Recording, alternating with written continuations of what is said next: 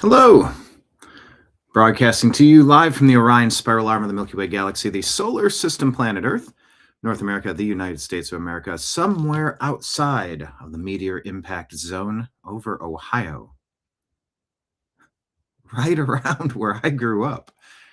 My name is Brian Engelman. Today is Thursday, March 19th, 2026, and this right here, the thing that you are watching, has a name, and it is called the TNAM Daily Show. TNAM stands for the new American media. Ta-da! Because the old American media has failed you. On today's program, we're going to discuss the Iran war, Joe Kent, treason most foul, the SAVE Act. Fetterman's playing a little sneaky game, isn't he? Oh yeah, let's just change the SAVE Act. Driver's license, photo ID, that's all you need, except how many Democrat states have given away a driver's license to illegal alien invaders and automatically registered people to vote so that they can generate ballots and generate returns and forever take over this country? And we're doomed. We'll become Canada, Europe, and we will fall as a nation. Are we going to allow that in our 250th birthday? I don't think so. So buckle up.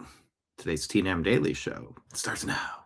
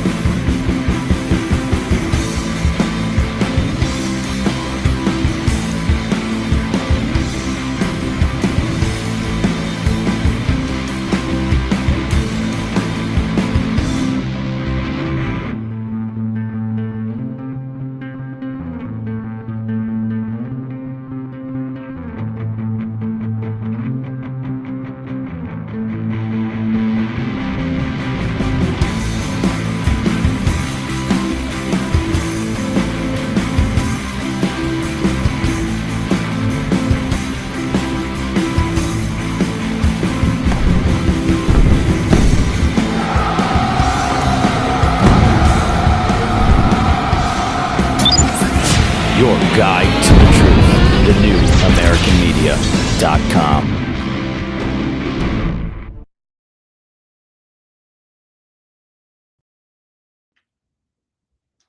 Thank you all ever so much for being here. Appreciate you joining. Smash the thumbs up button, the like button. If YouTube still lets you hit those hearts or the confetti, do that. Your chats matter, so say hello. In all of the platforms, Rumble, we got Patriot Warrior Texas in there. What's up? YouTube as well. Share the show with a friend, please. It helps us grow the channel. Yeah, buckle up, buttercups. I almost said it. I was like, buckle up. And I had a hunch I was going to be getting the buckle up buttercup comments. That's become a catchphrase. I don't know why. It's like nicknames. Sometimes you don't pick your nicknames. They pick you. My nickname was Ingy growing up by one guy and a few people. And then I had all sorts of names. Ingle this, Ingle that. I won't bore you with what it was, but they were kind of funny. All right. Let's put it up on the screen here. A couple of things before we get going. Let's see. Captions. Where are we at? If you like the new American media, we love your support. We actually need your support. And thank you to all of your support. And we are looking to expand the program, of course. So if you like what we do, you can sign up to be a monthly subscriber. That is on Patreon, Rumble, and YouTube. They all have monthly subscription options. And we have those on each platform, and we would like some more. So please consider doing so if you have not yet, at whatever denomination y'all are comfortable with. And if you want to drop us a direct tip here at the bar, I am Brian, your bartender. As you can see from the image behind me, we're going to talk about all the things on the screens. But if you want to peel off something and drop a tip, Venmo and Cash App are perfect. Those are Brian Engelman, BrianEngelman. If you want to sell something on PayPal, It's fuzzinstallment@yahoo.com. All scrolling at the bottom of the screen. All right, let's jump into the stories today, starting with Instagram. Is this going to be Bundy Ranch 2.0? Let's take a listen. Government sending your family ranch a $267,000 fine for ponds your cattle have been drinking from for more than 60 years. Yeah, make it more than 60 years. And I believe that was the beef with Bureau of Land Management back before BLM meant something else. The Bundy Ranch was attacked outside of Las Vegas, Nevada. Blake Wally and myself went out there to investigate and get some interviews. And my goodness, was that that was a tense scenario if I've ever been at one. That's exactly what just happened to a fourth-generation ranch family in Washington state. And now the state says that they might have to spend another $3.7 million restoring the land. All because the government says that their cattle ponds are actually illegal wetlands. Now, I'm a rancher, and if you ranch in the West, you already know exactly what a stock pond is. It's that thing right behind me. You dig a shallow pond so cattle have water. Rain fills it, runoff fills it, and cattle drink from it. Every few years, you've got to clean it out because sediment fills in. It's one of the most normal parts of ranching there is. But according to the Washington State Department of Ecology, those ponds aren't ponds. They're wetlands. The ranch at the center of this fight belongs to Wade and Teresa King. Their family has been running cattle in central Washington for generations. Their operation spans roughly 37,000 acres across Grant and Douglas counties. Like most ranches in dry country, they rely on small ponds scattered across the land to water their cattle. Ponds that the ranch says have existed for over 60 years. But in February of 2023, everything changed. That's when the Washington State Department of Ecology issued the King family a massive penalty, $267,540. The state claims the ranch damaged 23 wetlands by excavating those stock ponds. But that fine is only the beginning, because if the state wins the case, the Kings could also be forced to spend over $3.7 million restoring those areas. $3.7 million. For ponds the ranch has been maintaining for generations. And it gets worse. The penalties don't even stop there. Another agency stepped in, the Washington Department of Natural Resources, and they terminated the King family's grazing leases. Leases the ranch had held for, again, over 60 years. Why the attack on cattle? This case could become one of the We're not eating bugs, Deep State. Get used to it. most important property rights battles in American agriculture. Because what happens to one ranch today could affect thousands tomorrow. If you believe ranchers deserve fair treatment under the law, share this video. People need to know what's happening here. Because the fight over land, food, and agriculture in this country, imagine the government sending your family ranch a $267,000 fine. The comment, Lewis Brown says, tell them it identifies as a rain puddle. This reminds me definitely, easily, quite completely. It reminds me of Bundy Ranch. Marion says, I was having audio issues again. Reboot and all better. Yes, always fighting the deep state. Google, YouTube. I do like that they've monetized our videos. Those are pennies a day. I do love that it's enabled the Rumble rants and the super chats on YouTube, because that is kind of how we're going. By the way, checking on that, we are a little behind last month's tally, which was one of the 3 lower tallies. So just a reminder, that is a great way to keep us afloat. Yeah, last month we eclipsed November by about $13.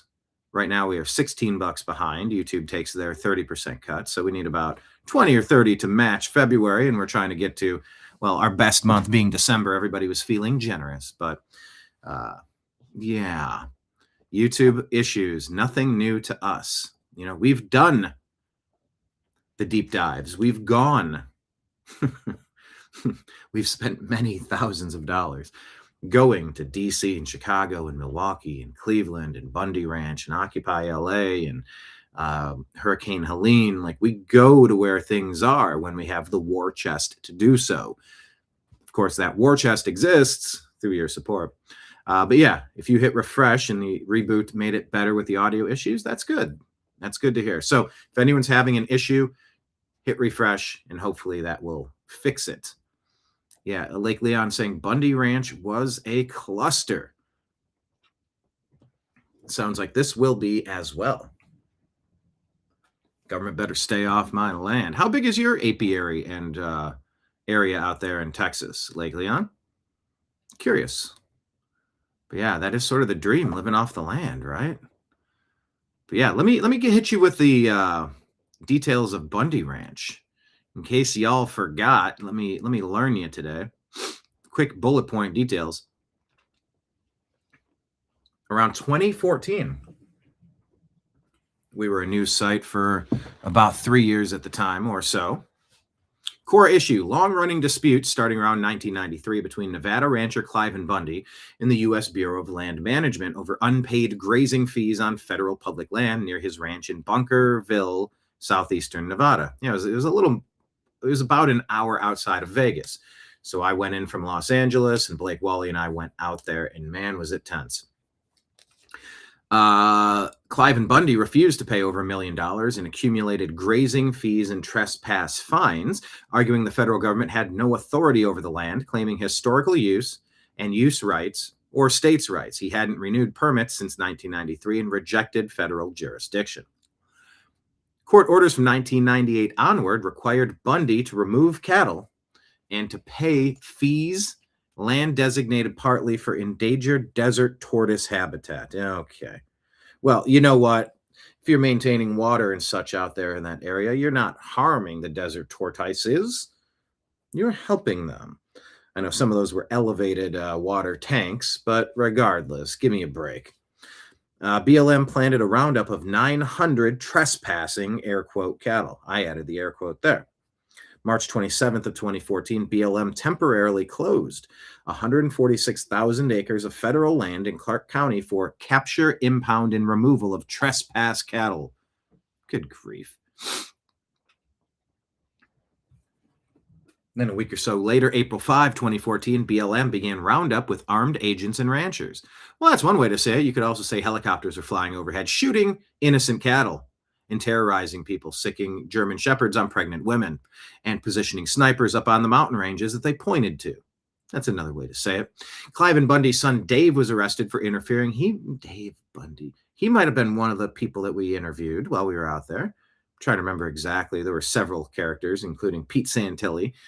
And there was a guy from InfoWars. What's that guy's name? The guy, I can see him with the beard, such and such. Anyway, there you go. Some cattle were shot during the operation, and BLM cited safety, euthanasia reasons. So, following that,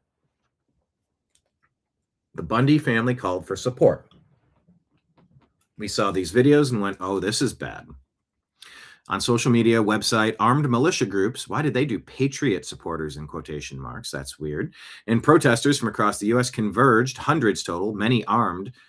Tensions rose with incidents like Ammon Bundy tased by agents. I believe Ammon Bundy is definitely someone we talked with, I think.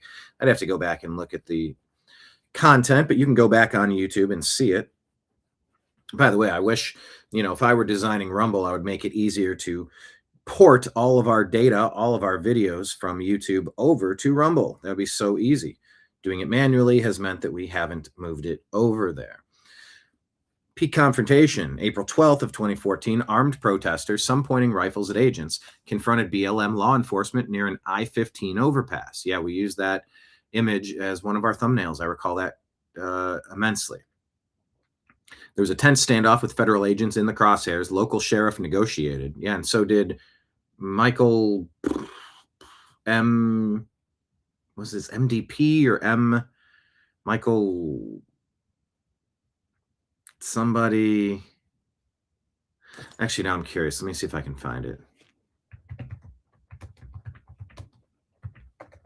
Helped negotiate the stand down before armed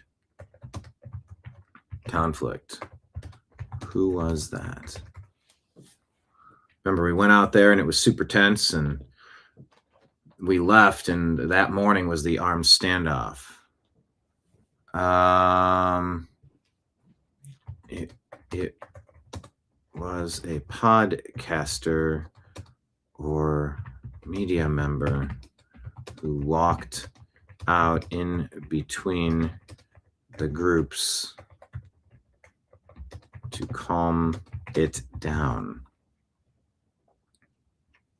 What was that guy's name? I remember the video.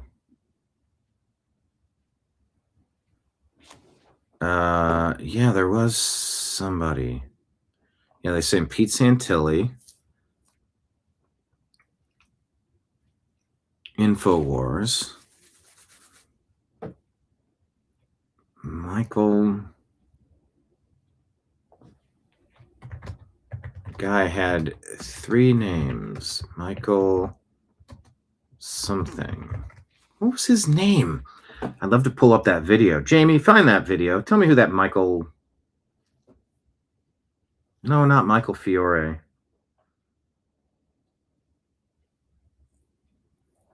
Can't find it out. Anyway.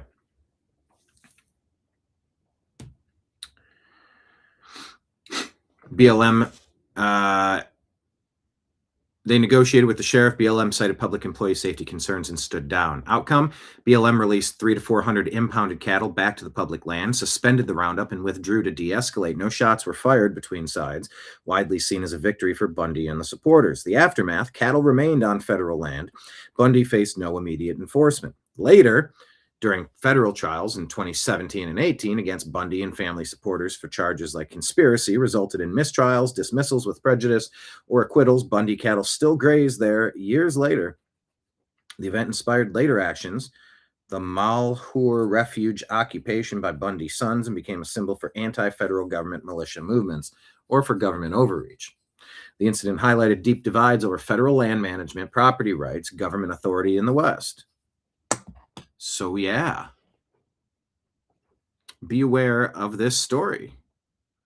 A tiny 1.75 acre. Well, I wish I had a tiny 1.75 acre, and one day I will. One day I might. One day I intend to, consarn it, daggum. But anyway, that is exactly what this reminded me of, and we said, is this Bundy Ranch 2.0? So keep your eyes peeled in Washington State, the 4th generation ranching family. Guilty. What is this now? Jason Bassler shares that a Tennessee grandmother was arrested at gunpoint while babysitting. Did you hear this story? Facial recognition said that she robbed a bank in North Dakota. Bank records proved she was 1,200 miles away. She spent nearly 6 months in jail anyway. By the time police admitted that the match was incorrect, she had lost her home, her job, and even her pets.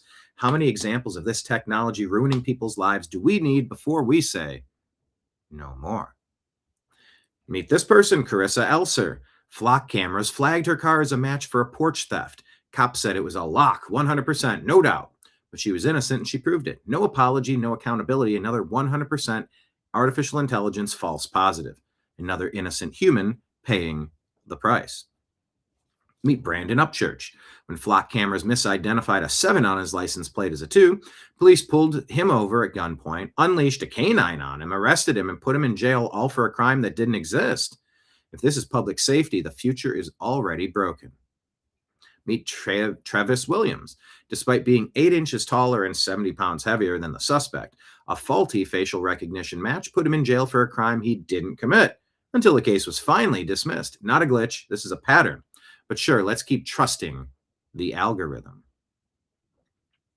Jason says, I don't want your digital ID, biometrics, stablecoins, facial recognition, license plate readers, AI surveillance towers, or your techno-fascist state. You got a problem with that? Well, Dave Chappelle shows you what finger. Dave Chappelle shows you what finger. Along with a just do it sign clipping those cameras. Now that seems like that could be illegal. So that would be nothing we would endorse. Of course. But wow, be prepared. Speaking of being prepared, don't ever go skiing again, ever. Unless you want to risk something like this happening. Right there that you see, that is a cable car gondola in Switzerland, crashing and tumbling down a mountainside, K-ing the 61-year-old woman inside. Fuck out there.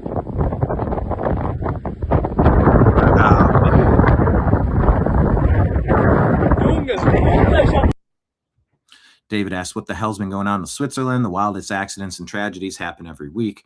Awful prayers to her and her family. A gondola must simply not crash, Swiss CEO. Meanwhile, the Swiss, who can build watches accurate to 1/1000th of a second, apparently can't make a cable car that stays attached in the wind. Yes, that is sad and nightmarish. Prayers to the people involved. Looks like if it bleeds, it leads today. Oof. Matt Van Swol shares this with us. The graph of people, but especially kids, identifying as transgender literally nosedives as soon as Elon buys Twitter. Almost like it was a social contagion. And people couldn't talk about it because they were being censored. Imagine that. So that's where Elon bought Twitter in 2020. God, has it been that many years already? I just gave up on Twitter for a while. Mid-2021, it looks like. Something like that. And it's crashed from 24 to 18. Well, we got a lot more to go, depending on the age range. But it's gone down for every major age range. 45 plus has stayed, it's gone down slightly. But yeah, I mean, amongst the most impressionable. Thank you, Elon. And that's what we'll say. Thank you, Elon button.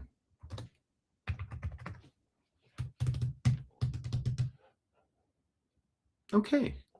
Here in California, Nick Shirley here in provides us this report, and something very interesting happens at the end, and it reminded me of a story that happened to me in Los Angeles. California, what makes this hospice and home healthcare fraud so hard to crack down on, take for example this one right here, all day hospice care. They have billed $3.1 million, and per beneficiary, that's about $6,000, and 24 claims per patient with only 2 codes, which means 2 services. They've had over 505 patients, and they started billing in 2023 and accumulated $3.1 million in 19 months. And that is over 12,000 claims. The velocity of the billing here is what leads me to believe this is potentially fraudulent. And what makes this hard to track is that they then just rent small little suites inside of these kind of buildings, and they run their operations from there. And once any sort of suspicion comes, they then leave, close down shop, and who knows where they go. Are they going back to Armenia? Are they going back to Russia? Are they going back to their native country? Or are they just moving to another building inside of a location here in Los Angeles? And these areas where these people are committing this fraud, it just looks dilapidated. You have storefronts that are completely closed down, homeless people walk on the streets, these businesses are all boarded up, and they're prying on people who are on the verge of death to make all their money. That's what hospice is. But that is what the business model of the hospice is they just literally rent out these small little suites, charge millions of dollars over the years. Oh my gosh. And you just have people peeing. How was that piss?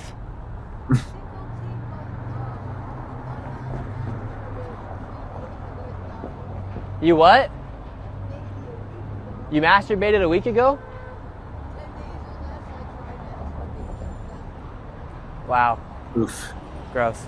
Well, there you have it. That's just the craziness of it all. Here in California, what makes this hospice and home healthcare fraud so hard to... Yeah, that happened to me. I went outside. I heard a rummaging, and there was some lady with a shopping cart rifling through the rubbish, grabbing aluminum cans. And she had her pants down and was peeing all over my garden.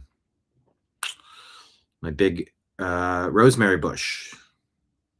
I could no longer harvest rosemary from that level. I had to reach really tall. Cities, man.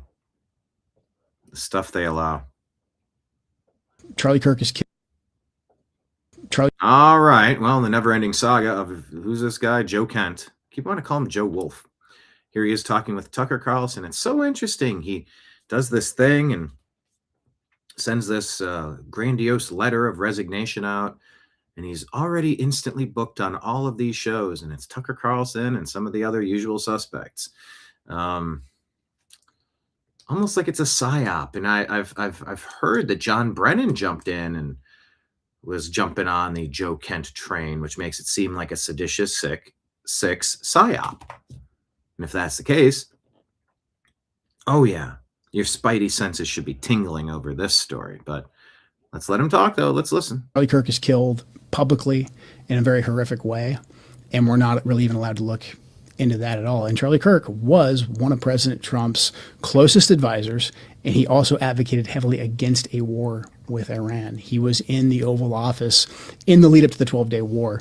I wasn't particularly close with Charlie. He was very gracious to me when I was running for Congress, very, very supportive. So we knew each other. And the last time I saw Charlie Kirk on this earth was in June in the West Wing, in the stairway. And I said hi to him, and he looked me in the eye, and he said very loudly, and it's a small, you've been in the West Wing, it's small, it's a tight space. And he said, "Joe, stop us from getting into a war with Iran." Very loudly. He was single-minded. And he walked off, and he went, I believe, into the Oval. So when one of President Trump's closest advisors, who is vocally advocating for us to not go to war with Iran and for us to rethink at least our relationship with the Israelis, and then he's suddenly publicly assassinated, and we're not allowed to ask any questions about that. It's a data point. It's a data point that we need to look into. What do you mean when you say we're not allowed to ask any questions about that? We've been told that this individual, Robinson, is a lone gunman, and maybe he is. But the investigation that I was a part of, the National Counterterrorism Center was a part of, we were stopped from continuing to investigate. And the FBI will say that they stopped that because they wanted to have turn everything over to the Utah state authorities. Everything's going to trial. It's very, very sensitive. But there was still a lot for us to look into that I can't really get into. But there was still linkage for us to investigate that we needed to run down. And I'm not making any conclusions. I'm not saying no, I don't think you are. Because of this happened. I'm not saying that at all. I'm just saying there's unanswered questions. We know the pressure because of the text messages that have been made public that Charlie was under a lot of pressure from a lot of pro-Israel donors. And again, we know Charlie was advocating to President Trump against this war with Iran. Charlie Kirk is killed publicly in a very horrific way, and we're not really even allowed to look into that at all. And Charlie Kirk was one of President Trump's closest advisors, and he also advocated heavily against a war with Iran. He was in the Oval Office in the lead up to the 12-day war. I wasn't particularly close with Charlie. He was very gracious to me when I was running for Congress, very, very supportive. All right, well, let's reset. And that's what he's saying. Are looking for a man. A couple days in, what do you think about Joe Kent? Type it in the comments. Yeah, this rosemary has a funny taste. Yeah. Okay. Well, here's another story out of, this is Los Angeles, right? Are looking for a man who they say kidnapped two girls. Investigators say he followed the girls ages 12 and 16 and repeatedly offered them a ride home from North Hills Park late Sunday afternoon. They got in his car on the third offer. He then locked the doors and drove them to Lamona Avenue, which is not where they wanted to go. The girls managed to get away and call for help. He is described as a 21-year-old person with black hair, brown eyes, 200 pounds, with tattoos on both arms, driving an older model four-door sedan. Police believe this man frequents North Hills Park, Sunburst Street, and Lamona Avenue, as well as Nordhoff Street and Columbus Avenue and Sepulveda Boulevard and Nordhoff Street. Anyone with information is asked to contact the LAPD. Are looking for a man who they say kidnapped 2 girls. Investigators say he followed the girls ages 12 and 16 and repeatedly offered them a ride home from North Hills Park late Sunday afternoon. Make sure your They kids got know in about his the car dangers. on the 3rd offer. He then locked the doors and drove them to Lamona Avenue, which is not where they wanted to go. The girls managed to get away and call for help. All right. They'll call him a Los Angeles man. A Hispanic male with limited English and his tattoos included readily identifiable as gang-related tattoos. Liberal mainstream media, KTLA, is deliberately omitting the key facts about this person, according to Dapper Detective. Keep your eyes peeled. Shibo says UFOs in the news cycle can only mean one thing. They're going to drop a nuke on Iran. Oh, boy. That's Barathian theory. Putting that out, Polymarket says a trio of UFOs appeared to be chasing each other over New York City this past weekend. Uh-oh. Red Airbender says Project Bluebeam will be activated after America suffers a humiliating defeat at Karg. Call your bookie. Why would we lose why would we lose at Karg? The Marines are going there now, right? Insider paper says Trump's UFO release could include videos and photos of non-human craft, potentially proving we are not alone, according to a New York Post account. So, does that make sense? Are you buying that? I don't know, just by seeing craft, we don't know what's inside the craft. Craft could be from anyone. It could be from Boeing or Raytheon. Could it not?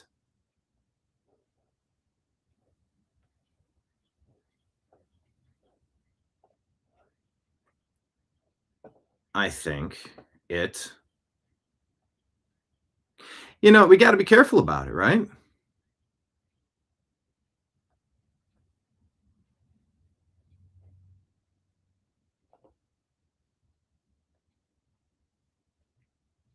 Of course, because of Project Bluebeam.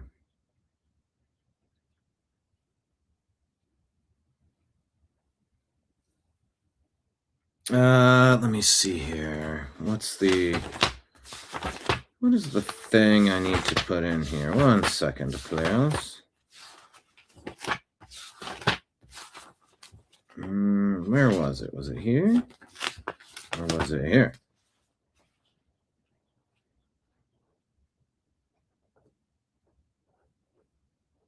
Okay, I think that's it.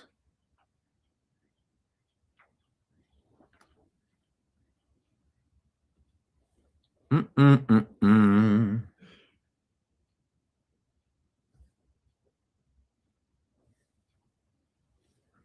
that's the one. Let's continue.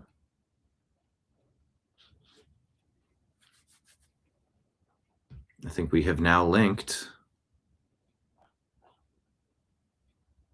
Oh, some of these are incomplete. Okay, well, that's fantastic.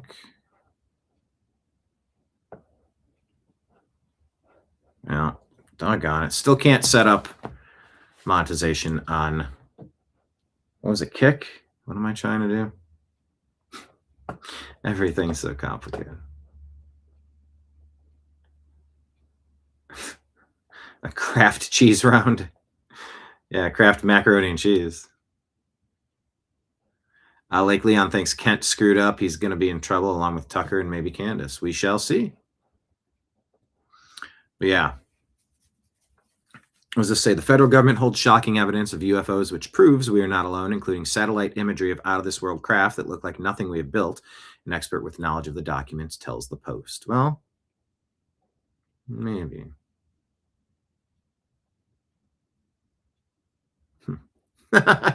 Yeah, according to Hollywood, you have to meet certain very strict criteria in order to be nominated for an Oscar. So Sania says, in a few years, Hollywood will make a movie called Escape from the Strait of Hormuz. in which a U.S. Marine fighting through the conflict helps an Iranian girl who dreams of becoming a scientist escape the constraints of her society, start a new life in the United States, and discover her identity as a lesbian. So we'll see.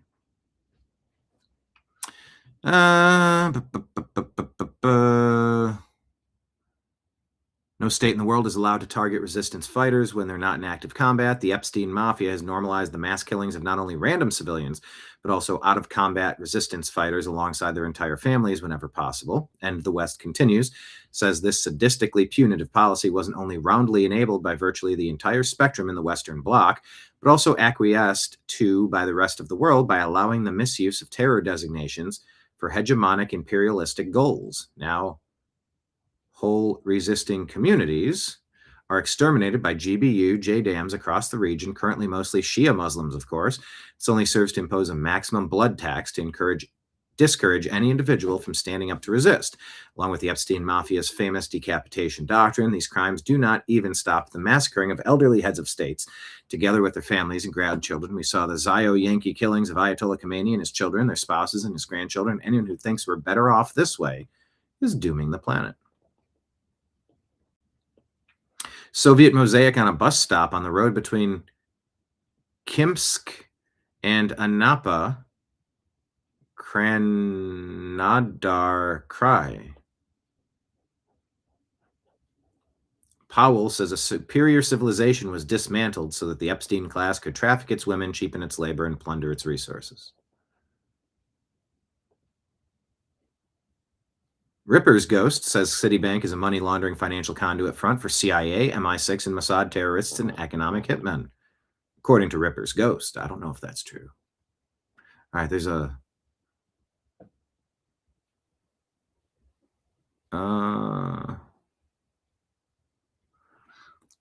Tipper said, this is kind of a strange one. Come on, dude, take a picture of your ID. It's not a big deal. Just upload your ID to the computer, bro. Don't be weird. Just take your social security card and tape it to your forehead. What are you, a pedophile? Mail a notarized copy of a birth certificate to Chipotle headquarters. Don't you get it? The only way to make sure children are safe is for you to put your genome sequence into your ad reads on YouTube. Bro, come on, look. I've mailed you a USB-C blood test. Upload the results at www.shitler.com or I'm IP banning you from Spotify. It is getting a little weird. I don't like these, this all, we got to protect kids online. How about kids can't get online? That's up to, what do you, I don't want to log in to prove who I am to go online. That's not how this works. It's sort of like backward. I don't like it. What is this? On this day in 1883, Friedrich Engels murdered Karl Marx and told everyone he died peacefully in his sleep. All right, there's a lot of little text here. That was that one thing I wanted to show you. Okay, this is a big meme. Let's keep it moving. Using the Breaking Bad meme. I'm attacking Iran because they have nuclear weapons. Why don't you attack Russia? Are you crazy? They have nuclear weapons. This is what being a man felt like before Microsoft Teams got invented. Dining with a cheetah. Saw this posted as a meme. Handmaid's Tale outfit, $59.99. All these sizes, but 3XL is sold out. This is the one I wanted to show you. Many are worried that the giant spiders attacking New York could lead to an increase in hateful arachnophobia. This might be the post of the year. Many worry that the giant spiders attacking New York could lead to an increase in hateful arachnophobia. It's so hateful to call out the attacks of arachnids, isn't it? Are you comparing to spiders? Yeah, this one was good. History is written by the winners. Actually, history is written by Ghislaine Maxwell's dad's textbook publishing company, actually.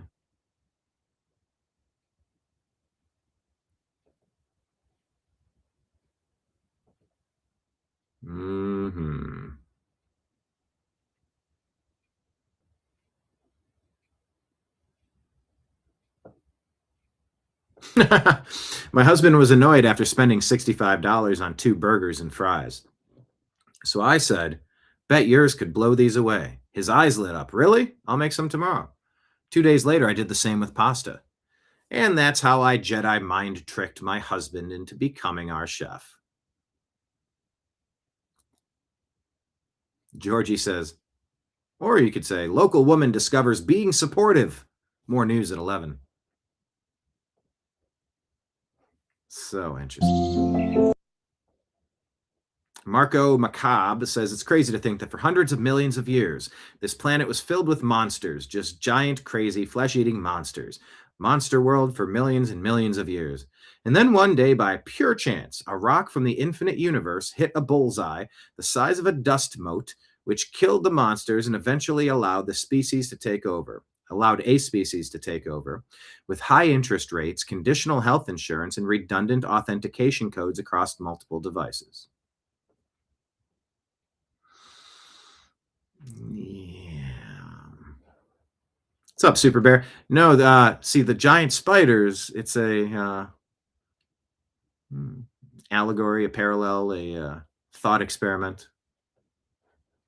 If you keep getting attacked by harmful arachnids, people would be very concerned that reporting on that would cause a dangerous rise in arachnophobia. It's about the constant, never-ending violence of radical Islam everywhere it goes. And the people who defend, I can't believe people. I think it was the bomb throwers in New York City. Honestly, there were so many Islamic attacks in the past 3 weeks. It's hard to remember which one it was. But yeah, the comments were written. We're concerned that reporting on these events accurately could lead to a dangerous rise in Islamophobia. Okay. So if spiders were attacking residents, would you be concerned about the hateful rise in arachnophobia? My bad. I thought it was more clear than that.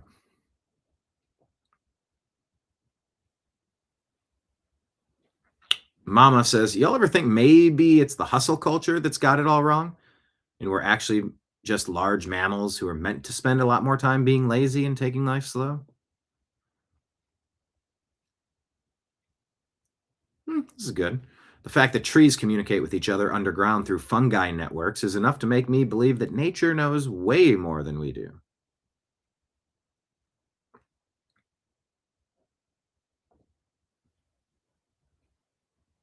We live on a planet with over 7,000 species of frogs, and you want to look at AI? Go touch grass, bro. I don't think I was following this account. I will, Earthly Education. Okay, I'll give it a follow.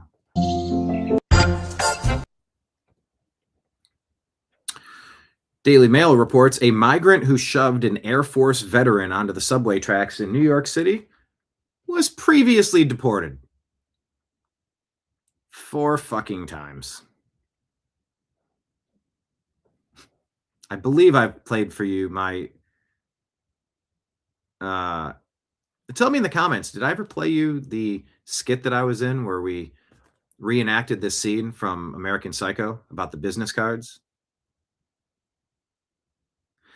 That is crazy, though, because he's holding a phone, and our skit was literally changing the...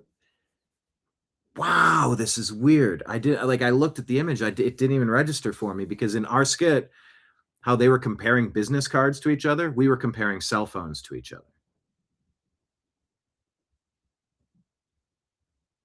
That is crazy. Oh, okay. You joined in the middle of that conversation, so you didn't catch us at first. All right. Fair enough. 4-time previously deported piece of shit shoves an Air Force veteran onto the subway tracks. Oh, there he is. 4-time deported. There's got to be better punishments for people like that. Are you okay, son? No, there are tens of millions of targeted foreigners in my country. Deported 4 times and still pushing U.S. veteran heroes onto train tracks. Screw them. All right. Let's go over to our X account and share you this. Make sure you're following us. We're at American_media_. We are trying to grow this channel as well. We're trying to grow every channel. So if you found us on one platform, like Super Bears found us on Twitch, I know 4 times is absolutely crazy. Try to follow us on all of our platforms, because if there's one thing I've learned, we could lose access to any one of these platforms at any moment for any reason. So follow us in other places, X being one of my favorite accounts. And right here at the top of this is our Patreon link. Everyone, please sign up for at least our free version. If you're so inclined to sign up for like $10 a month or $100 a month or more than that, that's awesome. But at least sign up for the free version. It lets Patreon know that we're an account worth sharing and letting people discover. Maybe they'll recommend it. I'm not entirely certain how it works, but let Patreon know that we are enjoyed as a distribution outlet for media, new media, the new American media. But there's a link right there. My conversation with John B. Wells last year. So yeah, is MAGA collapsing or is it stronger than ever? It's the underlying theme of today's show. And let's get into the news and talk about it. All right, what's this from Nick Sortor? Adios, amigo. Playing Adios, Amigos. This is Minneapolis. Adios, amigos. Nick reports that just in, literal plane loads of illegal alien invaders are on their way out of Minneapolis today, despite the Democrats' best efforts to block their deportations. Keep deporting, ICE. The American people are behind you. Are they not? Democrat Jim McGovern, listen to the Democrats when they tell you who they are. This is why you should never vote for any Democrat anywhere, ever. I just want to ask you about this DHS funding standoff, because yesterday the White House sent legislative text to Congress as a part of the negotiation saying it would expand the use of body-worn cameras, limit civil immigration enforcement in schools and hospitals. Hold on. Limiting body cams now? Oh, hell no. Remember how many hoaxes there were? Oh, I was abused by the cops. Oh, they were so poor. And there's plenty of these awful stories. And every normal person said, yeah, let's put body cameras on. Let's find out if anyone's being abusive. But you know what happened? The fake claims of, I was harassed, I was assaulted, I was for no reason. When you record these interactions, you find out that the police are by and large heroes. And the dirtbags are by and large dirtbags. So now the claim from the Democrats is we have to get rid of the body cams. We can't run our hoaxes anymore. Just like when you have to prove eligibility of citizenship prior to voting, they might not be able to run their election hoaxes anymore. This is the ultimate battle for the future of America. Use it or lose it. Make no mistake about it. This fake vote that Thune is putting together that's going to require 60 votes he knows is going to be dead on arrival is bullshit. Do the standing filibuster, get your 51 votes and enact it. And let every whining, crying, excuse-making liar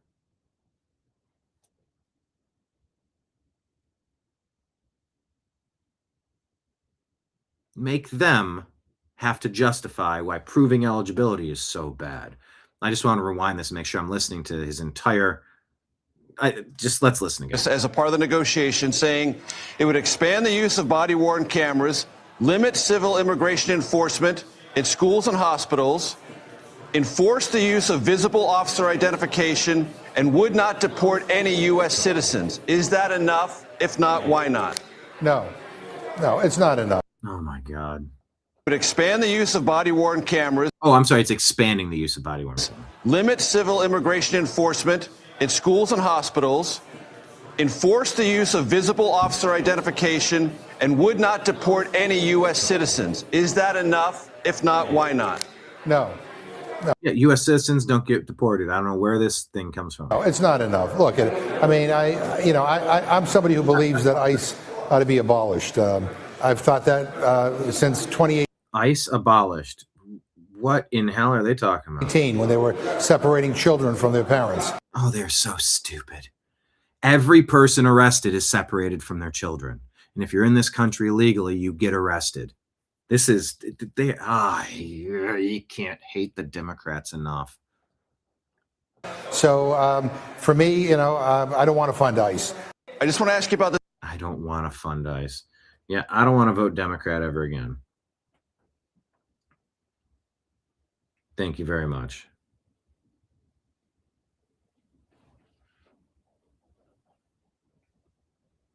Let's listen to Joe Scarborough. Oh my, have things changed? Republicans, they don't even allow your driver's license to be used as a way to be able to vote for your mayor, for your county commissioners, for your state senators, House members, governors, presidents, doing everything you can do to ensure that your unpopular party can somehow figure out a way to win in the fall. It's not going to work. It's absolutely outrageous. The Democratic legislature has actually passed a bill out of committee that allows illegal immigrants to get a California's driver's license. That's right.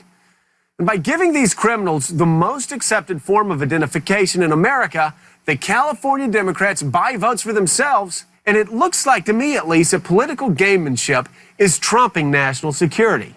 As illegal immigrants are given a free pass, this plan seems to me to legitimize illegal immigration once and for all. And it's dangerous. Oh, really? My, oh my.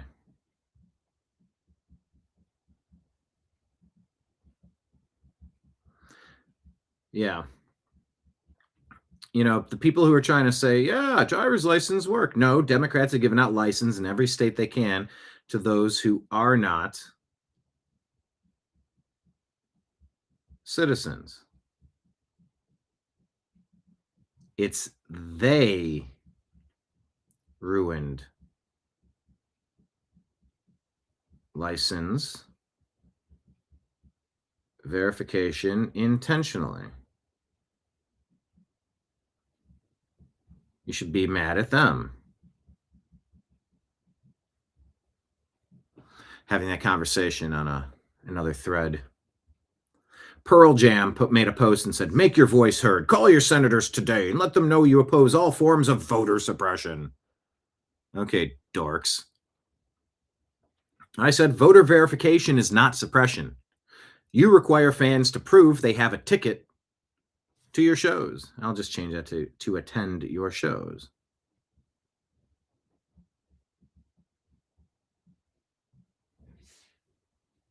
Same thing. No ticket, no vote. And people seem to like that. So is requiring an ID for alcohol drinker suppression? No.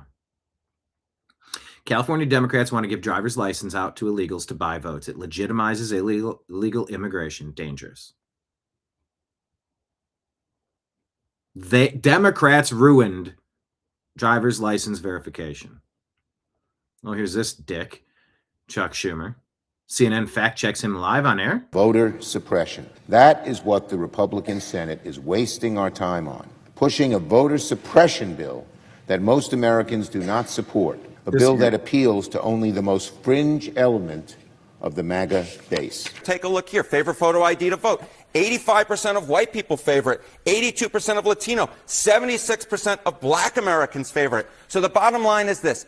Voter ID is not controversial in this country. A photo ID to vote is not controversial in this country. It is not controversial by party, and it is not controversial by race. The vast majority of Americans agree with Nicki Minaj that, in fact, you should have a photo ID to be able to vote. Voter suppression. That is what the Republican... Schumer, I hate them so much. You're not supposed to hate, but they push the dumbest shit. They're the biggest liars, and they are the biggest scammers. A.L. Jacoby points this out. Joe Kent says there's zero evidence that Iran was trying to build a nuclear weapon. Remember hearing that? you recall seeing that.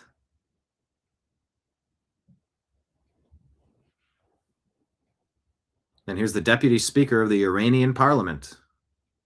Okay. What's he say? When we first entered nuclear activities, our real goal was to build a bomb. No point. 100%. Whose goal? Certain individuals, the whole system, everyone who started this. Real goal was to build a bomb. We had started, we wanted to go all the way. If we could keep it a secret, test the bomb. It'll be over, just like Pakistan. Once we began, we didn't finish it. What you're saying, you've never heard such things officially before. What you're saying affecting negotiations? No one pays attention. Foreigners will eventually find out anyway. I don't know the context of that conversation, but if that person is the deputy speaker of the Iranian parliament, and if that person has advanced knowledge, then it should carry weight. And if not, tell me in the comments. Breitbart News asks, is this blackmail? Fed Chairman Jerome Powell says he will not leave the Fed's board so long as the Justice Department's investigation into the central bank is ongoing. Huh. Sounds like blackmail. But the New American Media asks, can anyone legitimately explain why a private Federal Reserve banking cartel has any power over the United States finances anyway? No sane person would pay interest to create our own money supply. We are being robbed blind by the banksters. Do you agree or disagree with that sentiment?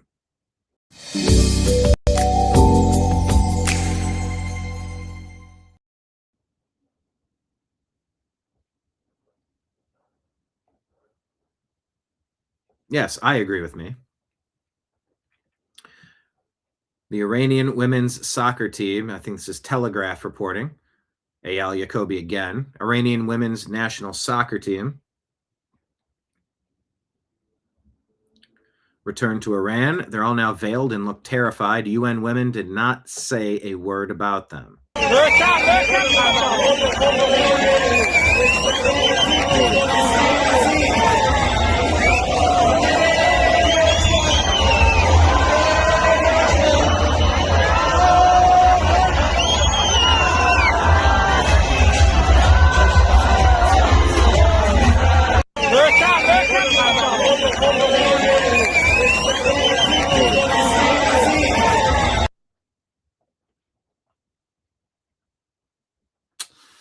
Blue Lives Matter. What is this here?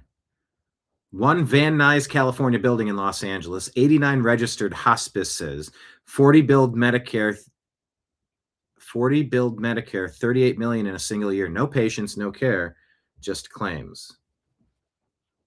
Are you guys the hospice consultants? Yes. Oh, can we talk to you guys? About? I want to open my hospice. You want to open a hospice? Yeah. Okay, what was your name? My name's Nick, but I want to open up a hospice. I understand, but we don't take care of that. Can I get some information? Do you want a number? Yeah, or give me a flyer or something. And this is a hospice consultant. Yes. No, hospice. All right, so they say they're open right now. They won't let us into the lobby. This is no way to conduct business. We are two entrepreneurs trying to open up our own hospice. Soaked to the bone right now. We were denied service by the potential fraudsters, and as we were leaving, one of the fraudsters started to leave from the back in a $200,000 Maybach. We have a Mercedes-Benz driving out. Where can we open a hospice at? We'd like to open up a hospice. Get a Maybach just like you. So is this how I can get a Maybach by opening up my own hospice? Now, after seeing all the wealth that is being created from these hospice centers, I headed back to the original location where we found over 15 hospices in one plaza. I wanted to make sure it wasn't a fluke that Armenian mafia members were running the show and that there weren't just randomly $100,000 cars the day I went by. And this time, it was even worse. Sir, how are you? Good. So what do you think about all this hospice fraud? Sir, you're in the Cybertruck, driving away, taking money from old people. Yet we're being robbed blind. He's just driving away in his Cybertruck, won't even answer any questions. Let's see, we have another rich person as well. Let's get rich off this hospice. This guy's leaving as well. So the two people that walked out of Holy Angels, they're in a brand new Cybertruck and a new BMW. How lucrative of a business is hospice? I'm seeing a Cybertruck, you're in a nice BMW. It's good. Yeah, because it looks like, for instance, Guardian of Angels that used to be here. $4.8 million they built the state of California. And how many clients do you guys have? Brother, do you have a badge? Do I need to answer your question? I'm just curious. It's not mine. I just work. Yeah. You must be getting paid pretty well, right? Bro, my parents, bro. Do your parents run the hospice? They don't work. No. Who's that guy in the Cybertruck? He's your uncle. So it's like a family business to own the hospices. But why was he walking out of the hospice then too? Brother, can you leave me alone? Like these hospices, there's nothing inside of them. If it's not you guys, how come you're in the newest BMW and the newest Cybertruck? Brother, because I can only imagine what the guy is in charge. Just all the other hospices? Do you like taking care of old people? Like, are you the one going out visiting the hospice patients, sir? Yeah. Uh-oh, he's gonna have to do another point turn. Yeah, you guys are in my fucking way. Move. Well, you could just go that way. What's the key to opening up a hospice if I wanted to open up one? Because you're in the family business of hospices. If I want to open my own? What do you do for work here? Those cars it looks like they're driving on the right side of the road. What do you do for work? The right here? side of the vehicle, like they're European. Why? Oh, we're just looking around. We're seeing all these hospices, so we're just curious. Oh, I don't know, man. So much fraud everywhere. I don't know what this is. On TikTok, Janine says, the video earlier this week, this guy dined and dashed. And here he is at it again. He feels like he's owed. Here he is going into a Dunkin' Donuts, taking what he wants. Shouldn't be difficult to arrest this guy. His TikTok page is all about him taking what he's owed. I don't know who this is, but... They banned me from fucking Dunkin' Donuts, but I don't give a fuck, you know what I'm saying? The boot gang, I'm a lot of motherfucking gang shit, you know what I'm saying? Are you ready? Don't worry about me, bro. Oh, all right. What up? Why y'all at it? Download Chris Montana Jungle Rules, you know what I'm saying? Thanks for the donuts. Facebook, I see you do that same shit. Whole lot of gang shit. You can't ban me for no fucking where, you know what I'm saying? I'm eagerly awaiting the update on his arrest. Check out yesterday's show about Joe Kent resigning. Is he a good guy or bad guy? Okay, here's a report about how the CIA and members of Congress deliberately kept information from the President of the United States and that China penetrated voter databases in 18 states. If Tulsi Gabbard looked Mark Warner into the face and said, sir, we were told for 6 years that there was no foreign intrusions in our election. We've now indicted Iranians for hacking into one voter database. We now have evidence that 18 other states' voter databases were penetrated by China. And the reason you and I don't know about that is that a series of intelligence analysts and officers under Donald Trump and Joe Biden put party before country. They decided they were not going to tell the country, they were not going to tell the Congress, they were not going to tell the President of the United States that China did these things because they didn't want to give Donald Trump ammunition on his China policy, because that is what the ombudsman concluded. On the record, there is a report that's been sitting with nobody noticing it. The Intelligence Committee ombudsman saying that the CIA intentionally kept the president and the country in the dark. Unreal. Because they didn't like Donald Trump's policies. They even used disparaging names to describe the commander-in-chief they're supposed to be working for. We got to find out if any of those officers still work for the CIA, because they should be fired. But she could have done that because she has all of this evidence. And by the way, she has a lot more evidence than what I've been trying to squeeze this out. She has oodles more evidence. It is more damning than what I've reported. And she's been sitting on it. Why? I don't know. She didn't deploy it today. The president knows of this evidence. The White House chief of staff knows of this evidence. They went into I think Kash Patel has answered the imminent threat pretty interestingly on Iran. He's talked about China. He brought up the driver's licenses today. That was important. Ratcliffe seems a little bit more engaged, but Tulsi seems to just be roadkill. She's not using the data in front of her agency to tell a story that's much more compelling.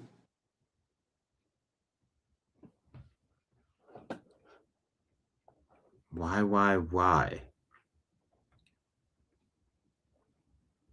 She's not using it. Why?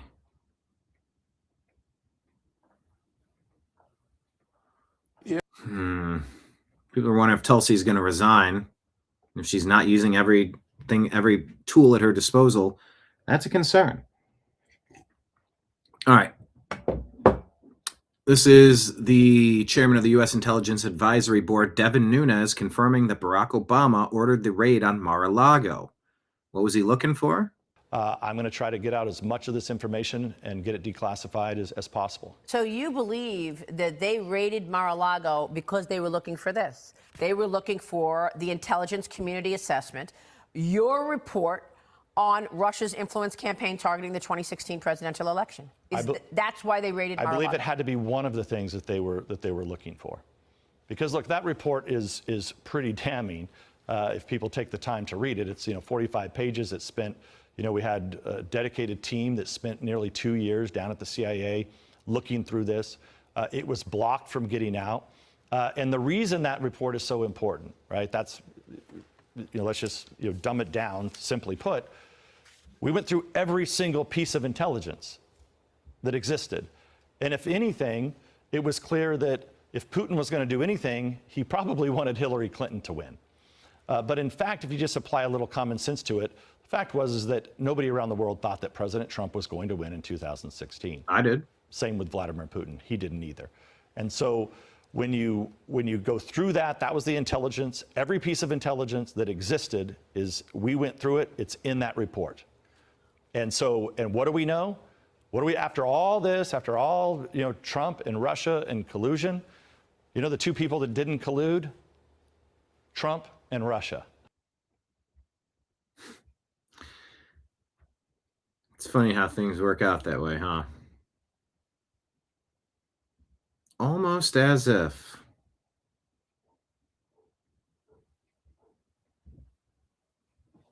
Almost as if they knew right away what was going on. And it was all a lie. The Economist here is calling the Operation Epic Fury reckless campaign that will weaken America's president and make him angry. Be warned, he makes a very bad loser. Oh, The Economist. Pete Hegseth has thoughts. I stand here today speaking to you, the American people, not through filters, not through reporters, not through cable news spin. A dishonest and anti-Trump press will stop at nothing. We know this at this point. To downplay progress, amplify every cost, and call into question every step. Sadly, TDS is in their DNA. They want President Trump to fail. But you, the American people, know better. Yes, there are reporters in front of me, but they are not our audience today. It's you, the good, decent, patriotic American people. You, the hardworking, tax-paying, God-fearing American patriots. The media here, not all of it, but much of it, wants you to think, just 19 days into this conflict, that we're somehow spinning toward an endless abyss, or a forever war, or a quagmire. Nothing could be further from the truth. Hear it from me, one of hundreds of thousands who fought in Iraq and Afghanistan, who watched previous foolish politicians like Bush, Obama, and Biden squander American credibility. This is not those wars. President Trump knows better. And by the way, that is an epic read my lips moment. Epic Fury is different. It's laser focused. It's decisive. We will see. Maybe so, maybe not.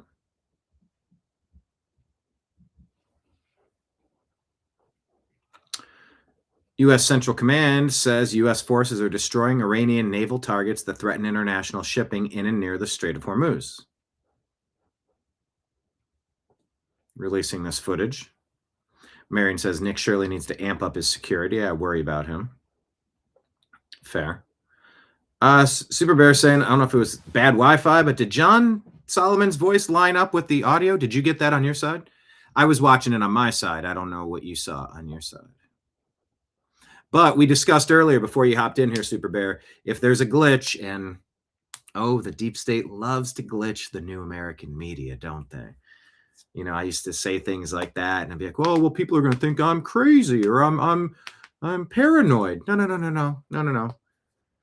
Just because Kurt Cobain famously said, just because you're paranoid, don't mean they ain't after you. Or don't mean they're not after you.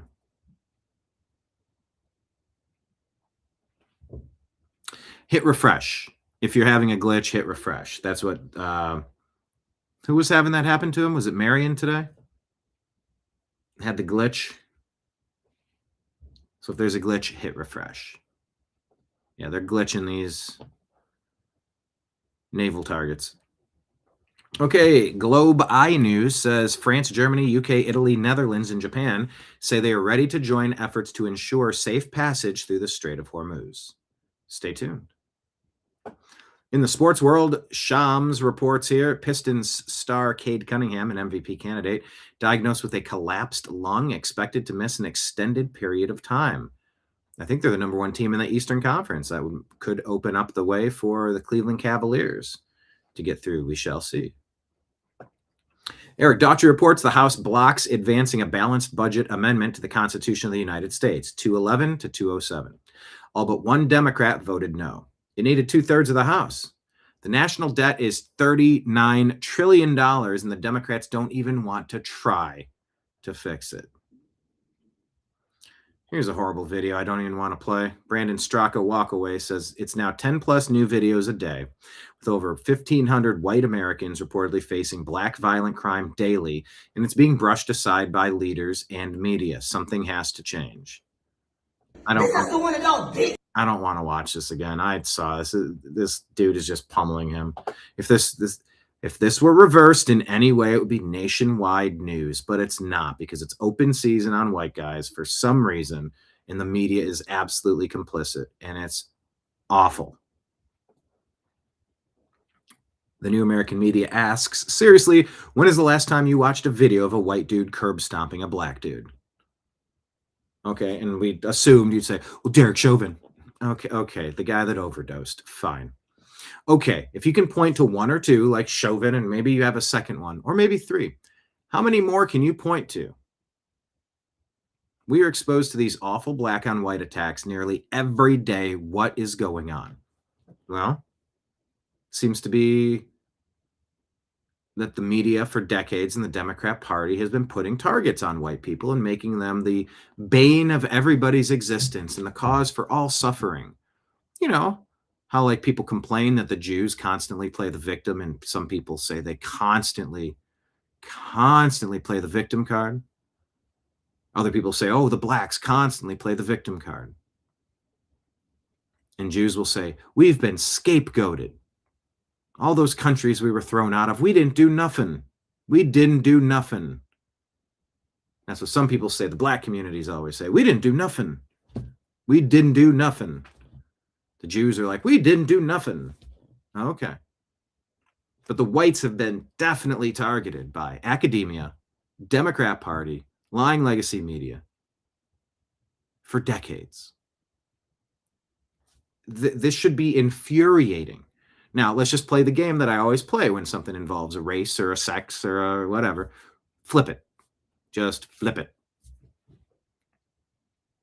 If you had a bigger, stronger, angrier, more violent white dude curb stomping a helpless black kid, what do you think the Democrats would say? What do you think the teachers in the classroom, when this video goes viral, what do you think they would say the next day? How would they blame Whitey? What do you think lying legacy media would do nonstop with a story like this? But where are they? Where are these stories if you flip them? Maybe one, maybe two, maybe a couple that maybe my algorithm is just not showing me. But I'm pretty sure that if there were any, they'd be all over the news, because the news salivates over the chance to pin the tail on Whitey. I am conflicted. Tell me, chat, do I play the video? I'll take a quick poll.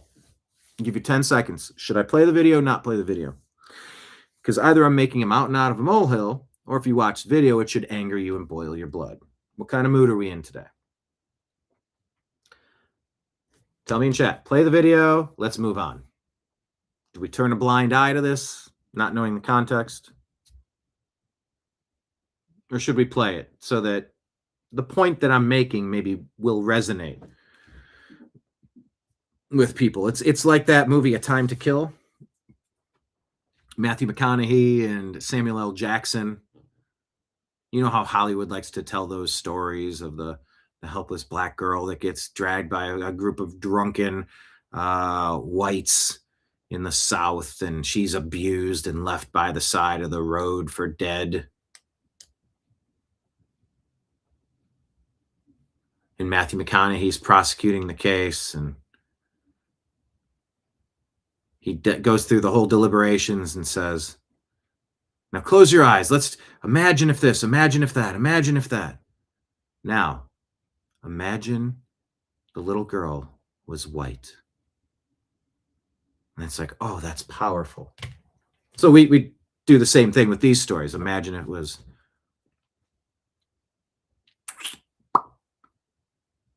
Kenneth pushing the vibe checks, saying no.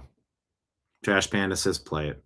All right, look, I knew Kenneth was going to say vibe check, and I'll respect that. Waka Waka Walk Away? Yeah, Fozzie Bear was a member of the Walk Away movement. He'd be Waka Waka Walk Away. Well, that's tough to say. All right, look, Trash Panda, grab it off X. Just scroll back a few posts. It's a black dude beating on a white kid for a minute and 18 seconds, and it should make you clench your fist and just...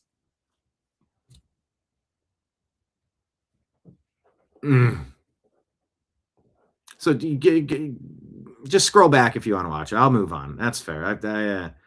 I don't feel like stomaching it a second time. Unfortunately, I did watch that whole fucking video, and it just... steam shooting out the ears.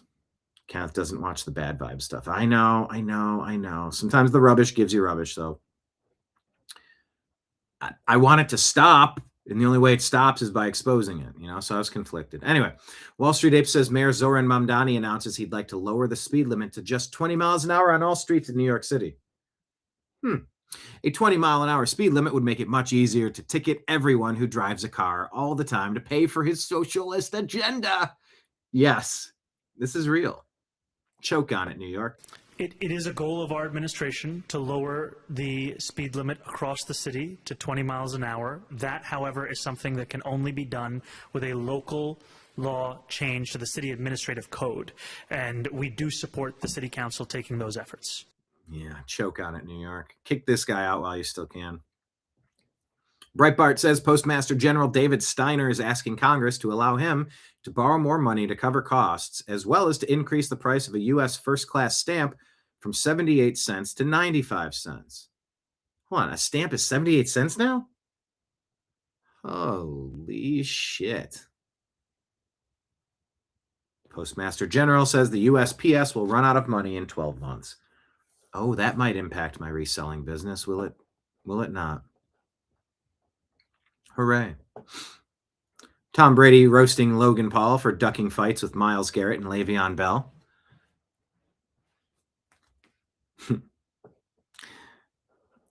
They're good at pumping things up, I guess, trying to get attention. This is for a flag football league. Flag football game. Yeah, anyway. Okay, Justin, CIA Director John Ratcliffe says the resigned NCTC Director Joe Kent was wrong to say Iran did not pose an imminent threat. Here's John Cornyn, your favorite unlikable dude from Texas. Rhino, Republican in name only. The head of the National Counterterrorism Center resigned, saying that Iran did not represent an imminent threat to the United States. Is there anything to indicate that Iran had ceased in its nuclear ambitions or in its desire to continue to build ballistic missiles capable of threatening American troops and allies in the Middle East? Senator, no. In fact, the intelligence reflects the contrary. So you disagree with Mr. Kent? I do. I would think any fair-minded assessment of the situation, even based on open sources, would reflect the danger the regime poses to the United States. The head of... So that's the debate.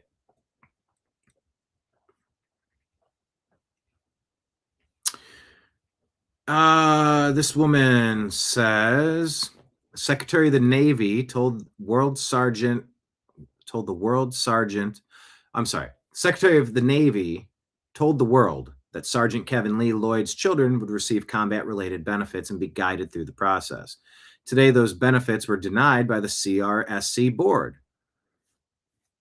Sergeant Kevin Lee Lloyd was poisoned during Operation Iraqi Freedom in 2007 while serving in the 2nd Battalion, 3rd Marines, Fox Company out of Canaho Bay after being ordered into burn pits. That exposure led to the cancer that killed him. The Marine Corps took 2 years to process his paperwork and didn't approve his medical retirement until the day after he died. Oh, for fuck's sake.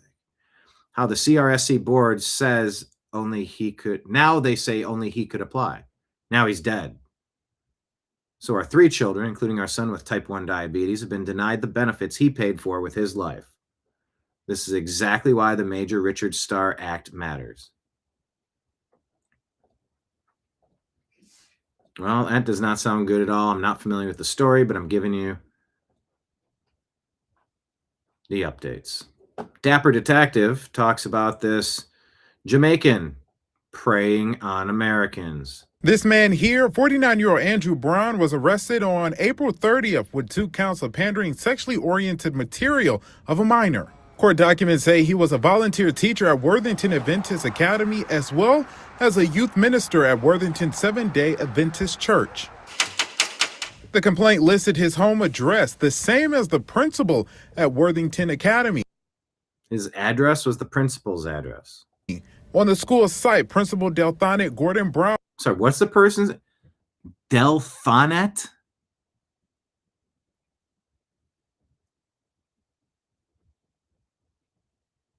Says in her bio, she is married to Andrew and they have 1 son. I went to the home listed in the complaint. Hi, I'm Jeremiah with ABC6. ABC6. Do you know Andrew Brown? Yes. I'm looking for a little bit more information, a few questions. Oh, are you? We are not able. Okay. We are the parents of his wife. Okay, so his wife is the... Yes, she's principal, she's not here. Okay, okay. Sorry about that. The parents of the wife. Okay, do you guys know what's going on with... We cannot speak to that. According to the criminal complaint, Brown says he is from Jamaica and was here in the country on an expired visa, and he often looked at child porn in Jamaica. Investigators say they seized Why would we let someone like that into our country? Approximately 21 devices at Brown's home that was filled with disturbing images and videos. Yeah. America needs an admissions test. Only the best, only the brightest, none of the abusers. Illegal alien from Jamaica volunteered as a teacher and a youth minister. 13 years in prison, caught with 40,000 files. This is the kind of person Democrats protest in the streets to protect. It's disgusting, says Libs of TikTok. Reza Chowdhury says, well, they posted this New York Post article. The so-called cheap and easy to build $3.5 million toilets for a New York City park are 4 years behind schedule and counting. It's a good time to remember that the Empire State Building was built in 390 days using machinery and technological processes from nearly 100 years ago.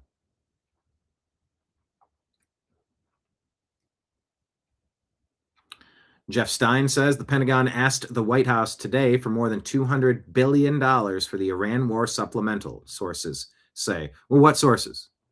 I don't trust the sources, but maybe. Some White House aides think Congress won't support because it's so big. We'll tee up giant battle in Congress, so we shall see.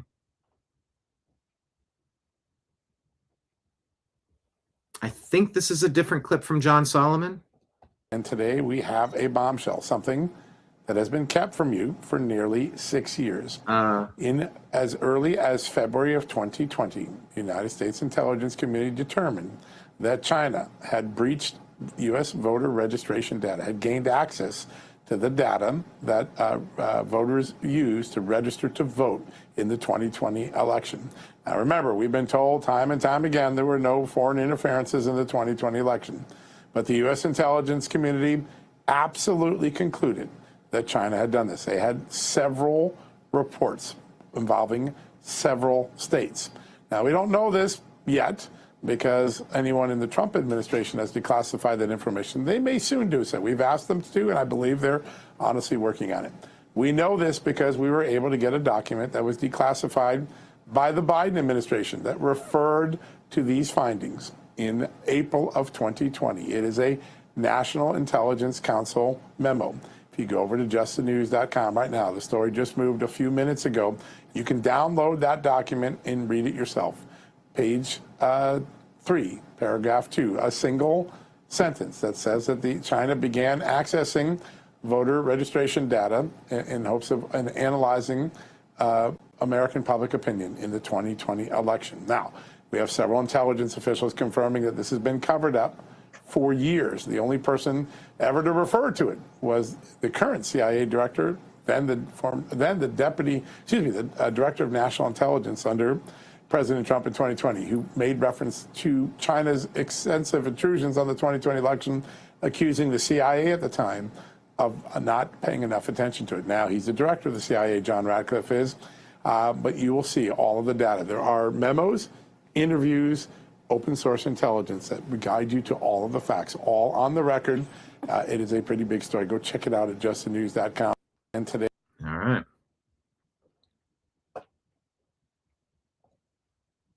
Anomaly says, they say it's an anti-Semitic conspiracy theory to say there's a strong Israel lobby in America. Oh, really? I told you yesterday how much that irks me. I don't ever want to hear that phrase again in those contexts. You're allowed to criticize anybody. Every country, every person, every religion. Stop. Nobody has a magical cloak of invincibility where they're not allowed to be critiqued and criticized. So you can stop with that. Here's Trump last year. My father would tell me. President Trump last year. My father would tell me the most powerful lobby that there is in this country is the Jewish lobby. It's the Israeli lobby. Okay.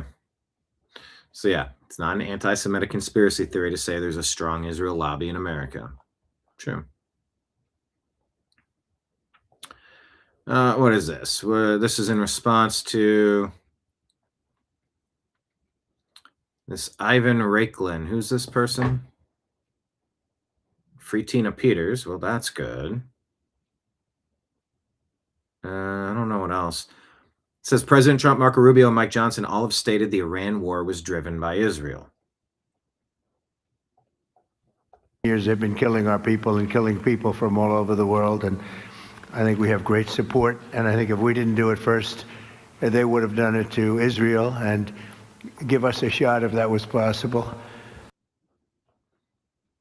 White Matter MD says it was driven by Iran for 50 years. I lived through it. Anyone claiming otherwise is just playing stupid. Literally, nobody wants them to have nuclear weapons. This is obvious and self-evident.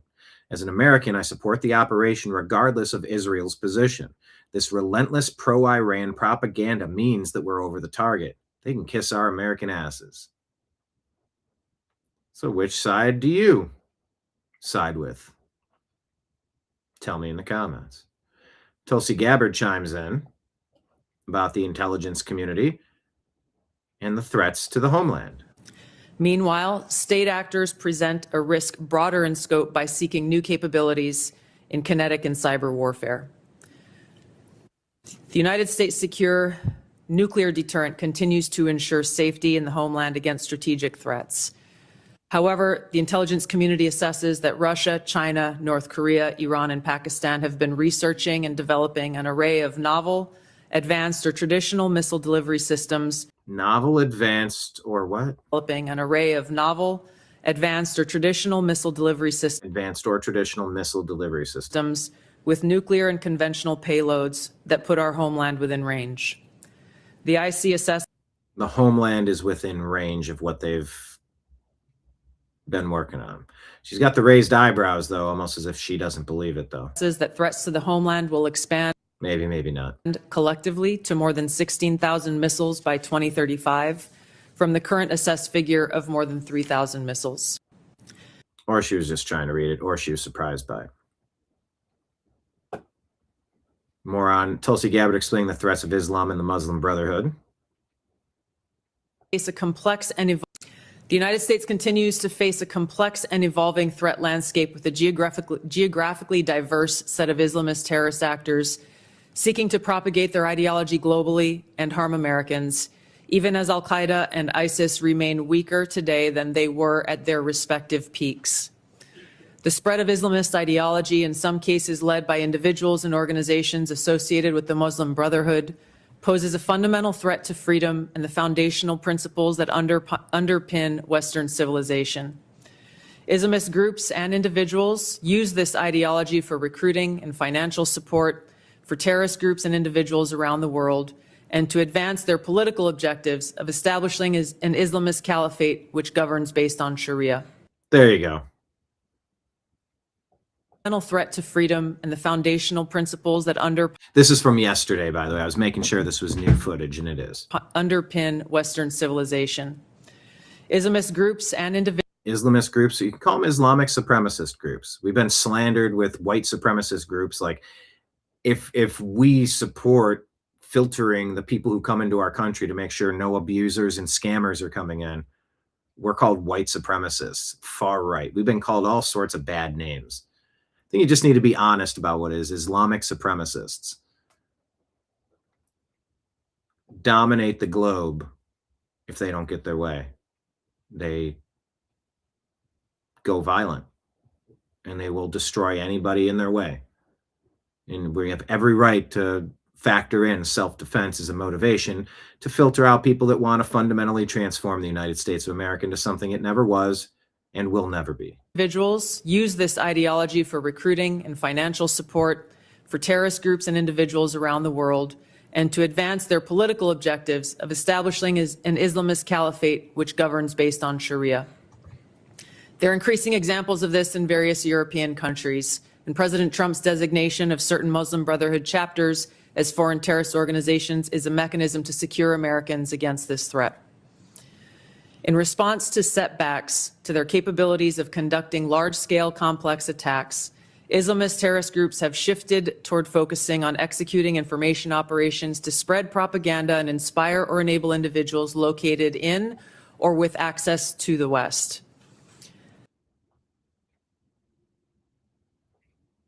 What is this? America wins, and Wall Street Mavs talks about 48 mosques opening in Texas in the last 24 months.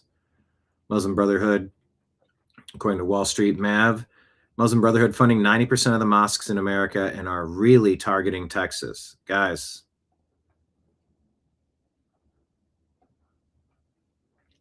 Peter Lloyd says this is Judge Ahmad Nawaz allowed a 70-year-old Muslim to walk free after sexually assaulting a 12-year-old girl. In 2016, he did the same with a similar case involving a Muslim. Yet in the same year, he gave a white man 8 years for rape. Is that true? Claims of leniency. Are the claims true?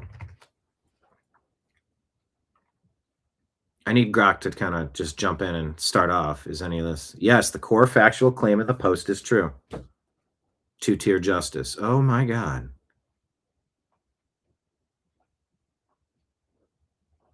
Good grief.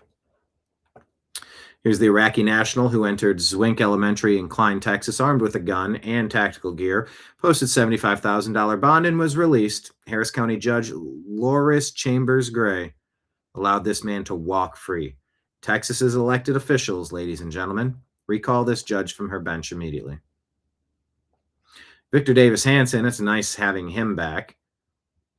He's explaining that we're witnessing the greatest counter-revolution in 90 years. Might be worth the listen. We're watching the greatest counter-revolution in some 90 years. We have not seen any president try to radically change the political calculus and the nature of government since FDR did it from the left during the New Deal of the mid-1930s. And what do I mean by that?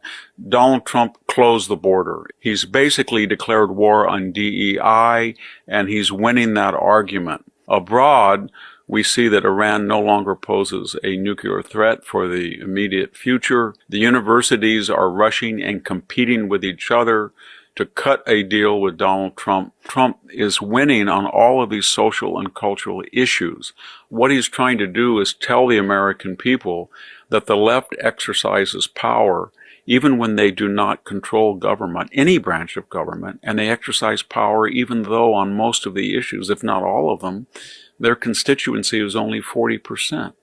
The majority of the American people oppose their agenda. We're going to see in the next year a frenzy, a frantic, almost out of mind reaction from the left, because they know that if this counter-revolution succeeds, it'll be very difficult for them to push down an unpopular agenda down the throat of the American people. So brace yourself.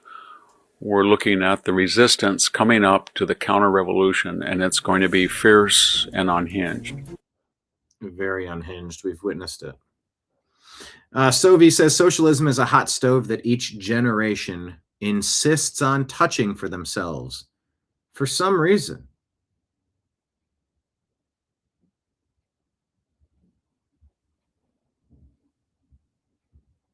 Don't do it.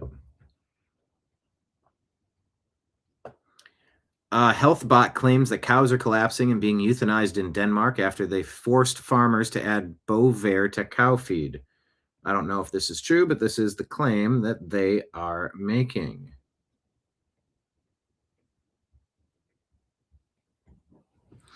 Bovaer's 3-NOP stays in cows and attacks humans' fertility when we consume animals containing it, is the claim.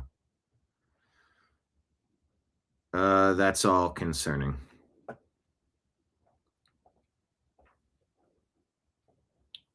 Here's this Joe Kent with Tucker. It seems like they're both perhaps ideologically aligned that here. are killed off, like we just killed, Ali Laranjani, who was a negotiator, who was eager to get us a deal. Again, look, I've got no love for the IRGC. I've got no love for the Iranians. But you've got to realize, just to be clear, if you want it to end, in case you're treating it now, you fought their proxies. I fought their proxies. I mean, I put countless of them in flex cuffs or much worse. I've gone after the Iranians. I was in specialized outfits that went after the Iranians and their proxies. These are very serious people.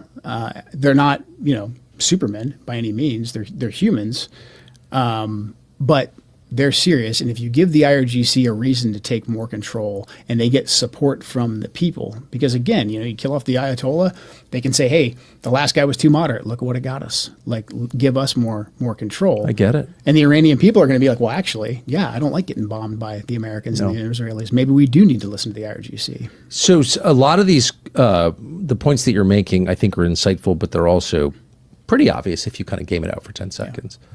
So it seems like you've got two different goals. You've described Israel's goal as just regime change, permanent chaos, take Iran off the map as a coherent nation state, just tie them up with internal chaos, whatever the effects of that are on the rest of the world, all of them disastrous. Then on the American side, you have the president's stated goal, which is we can't let Iran have a nuclear weapon, which they didn't have and weren't trying to build in any imminent way. Right. Okay.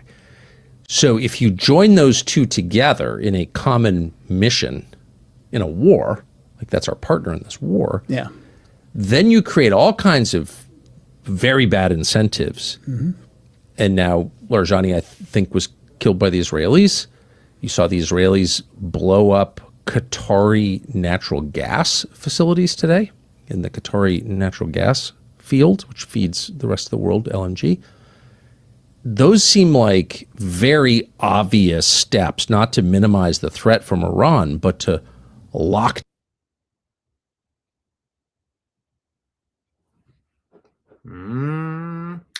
Just getting a feel for what they're talking about.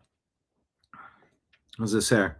CBS News says a Haitian-born man has been stripped of U.S. citizenship after a judge said he defrauded COVID-19 programs out of millions of dollars, lied during the naturalization process, the Justice Department said Tuesday.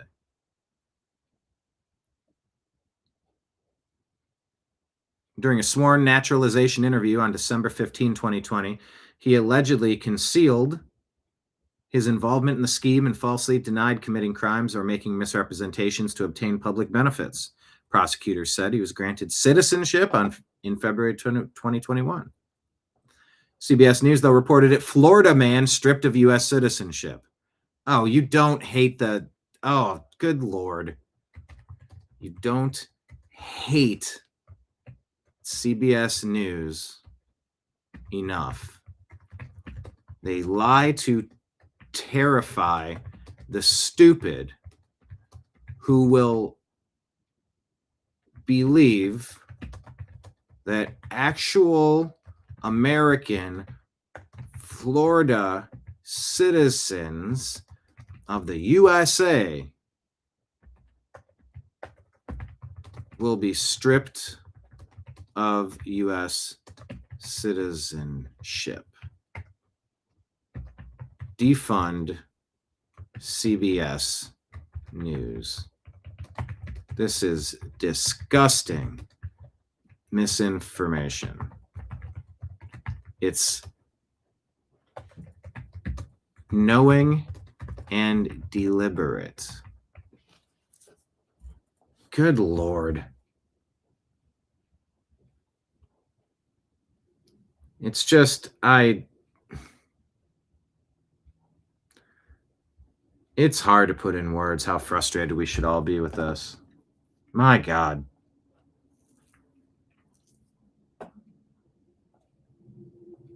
Four men arrested in Kentucky. You may remember we reported in February a shooting investigation All look like fine, upstanding people. took place on University Boulevard. The victim, identified as Diego Lopez Urdaneta, sustained a gunshot to the head and was later pronounced dead. According to police, a vehicle on surveillance followed the victim's truck for roughly 10 minutes before the shooting. The investigation led to the arrest of 20-year-old Christopher Ramirez. They now have an ICE detainer hold. Democrats want to give them free housing and health care. Who was arrested for allegedly driving the vehicle at the time of the shooting. A second individual, identified as Brian Lopez, was taken into custody after police say they identified him as the individual who allegedly fired the gun. Bowling Green police arrested 23-year-old Luis Duran. Authorities spoke to Duran, who allegedly told police he was the one driving the vehicle the night of the incident. A fourth man, identified as Jason Lopez. All right, you get it. Oregon State Senator Casey Jama, a Somali immigrant who can barely speak English, according to Gunther Eagleman, just demanded ICE get the hell out of America? Huh? Let me say to the federal agencies and ICE,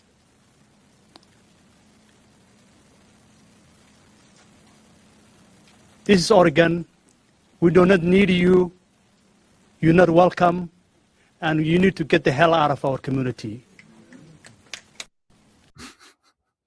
All these sad sack of shit white liberal ladies in the background. Why do we need immigrations and customs enforcement to remove the people who snuck in here illegally and might have terrible ideologies that they want to poison the communities with? They might be thieves and scammers, ticks and leeches. They might be monsters who are going to prey on our community. Get the hell out of here. Yeah, see, it's BS news.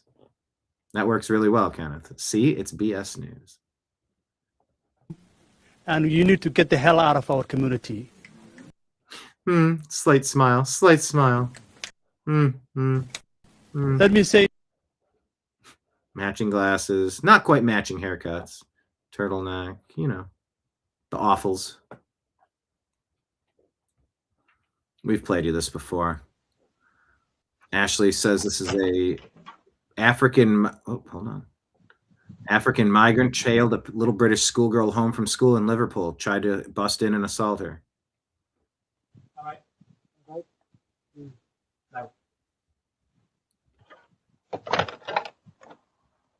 Aligns with pattern of reported migrant-related crimes in the UK. They've been overthrown.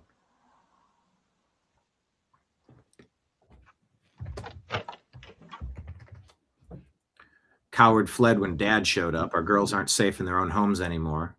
Yes, the core events in the video appear to be real.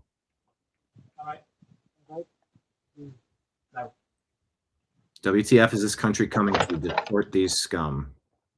John Kennedy moving to put the Save America Act as reconciliation, which only needs 50+1 votes. Good. Serious about passing it. And I think we are, Mr. President. A little quiet. We need to try to pass this legislation through reconciliation. Now, you know how reconciliation works, Mr. President. It means we can pass this bill with 50 Republican votes and the Vice President to break the tie.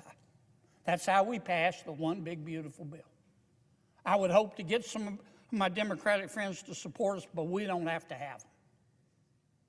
That's harder than I describe because, as you know, Mr. President, there are parameters on reconciliation.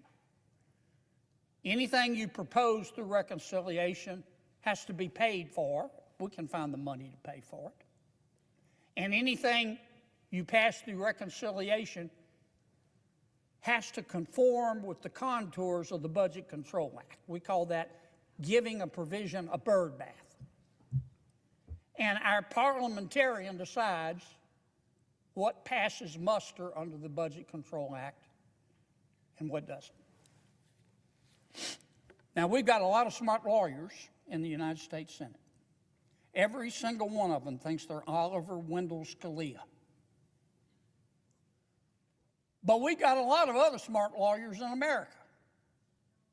Here's what I'm getting at. We have yet to try going to these smart lawyers, some in the Senate and some, believe it or not in the Senate, and saying, craft us a SAVE Act that will pass muster under the Budget Control Act and can be blessed by the parliamentarian. And some of my colleagues, those Oliver Wendell Scalia types, they say, Kennedy, you know, that you'll never be able to do that. They don't know. I've been here 10 years. I've seen things pass muster, survive a bird bath that I didn't think had a hope in hell. And I've seen provisions pass the parliamentarians' judgment under a bird bath that I thought, I've seen them not pass that I thought were slam dunks. You don't know till you try. And we haven't tried. And if this bill is as important as everybody says it is, and I think it is, because we're not just talking about voting, we're talking about the confidence, the trust of the American people in our elections. If this bill is as important as we say it is, we should try it through reconciliation. I haven't... Make it happen. Epstein case has spanned 4 administrations. I made this case the other day. I think it's kind of important. Us, we fix them as frustrated as we all are. Immediately. And let me be clear on this case. This case has spanned multiple administrations. It Sorry to make you listen to her. She's so annoying to listen to, but still. started under Bush. It went to Obama. It went to Biden. We were the only, no documents were released, only under the Trump administration. And we released 3 million documents, had 500 attorneys working on that, complying with the law the best we could, and protecting victims in doing it. Madam Attorney General, this Go ahead. has been quite an odyssey for you. This began with an encounter you had with some activists in the Roosevelt Room where you handed out some binders. Then there was a discussion, a statement that the FBI and DOJ put out that this investigation was over. Flash ahead to a couple of weeks ago, you had a very unusual appearance before the House Judiciary Committee. Do you have any regrets? Is there anything you might have done differently? And do you think that your comportment and the department's comportment in this have exacerbated the public's lack of trust in this process? Well, let me repeat what I just said. This has spanned 4 administrations. Bush, Obama, well, Trump won, 45, where Jeffrey Epstein was prosecuted, and then Joe Biden's administration, where 0 documents were provided. We have provided 3 million documents. 3 million documents, the height of the Eiffel Tower, used 500 attorneys working around the clock, have identified, either they self-identified or through their attorneys, 1,200 victims who we did our very, very best to protect their identities. And so we're proud of the work that we've done on this. Go ahead. Next question. Democrats on the committee walked out. They called it a, quote, fake hearing and said you were just trying to get around appearing for a deposition. Can you respond to this? Sure. We were there to answer questions. It's the evening. We came at their convenience. We gave them really as much time as they wanted. And one congresswoman screamed C-SPAN wasn't in there, so she didn't want to ask questions. Yet all day long they've been on social media saying they had all these questions. We sat there saying, anything you want to ask us anything you want to ask us. And they screamed C-SPAN wasn't there, one of them, and then they stormed out of the meeting. So thank you all. Thank you. Have a good night. Thank you. Victims?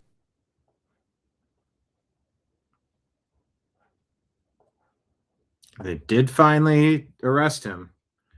They did finally release information.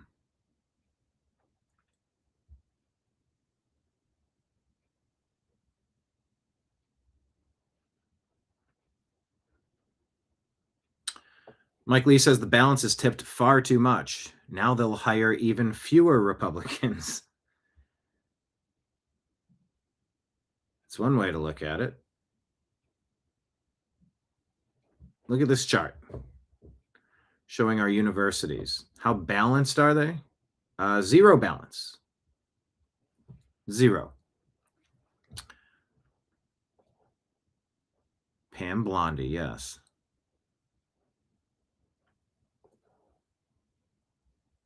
Alleged elite United States universities. Democrats in blue, Republicans in red. From 11% to barely perceivable. 89%, probably 95% total if you do all the math there. Maybe more than 95% left-leaning. Democrat specifically.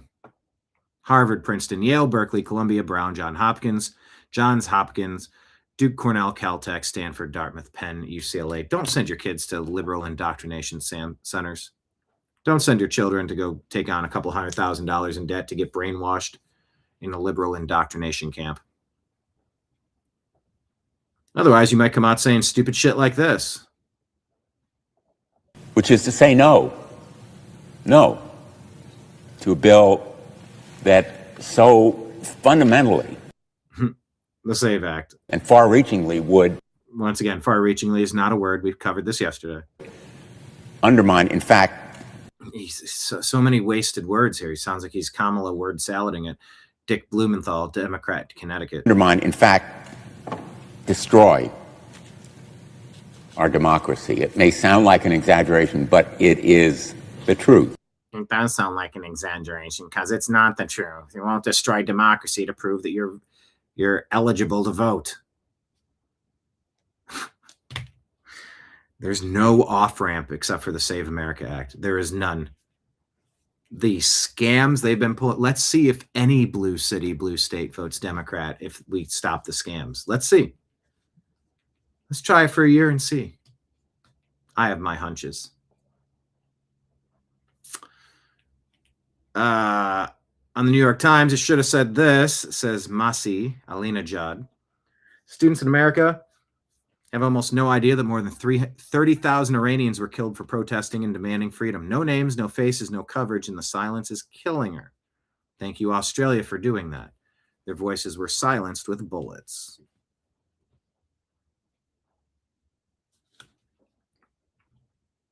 PNW conservative. People don't want to be punished for success. It's not wrong to want to preserve your wealth.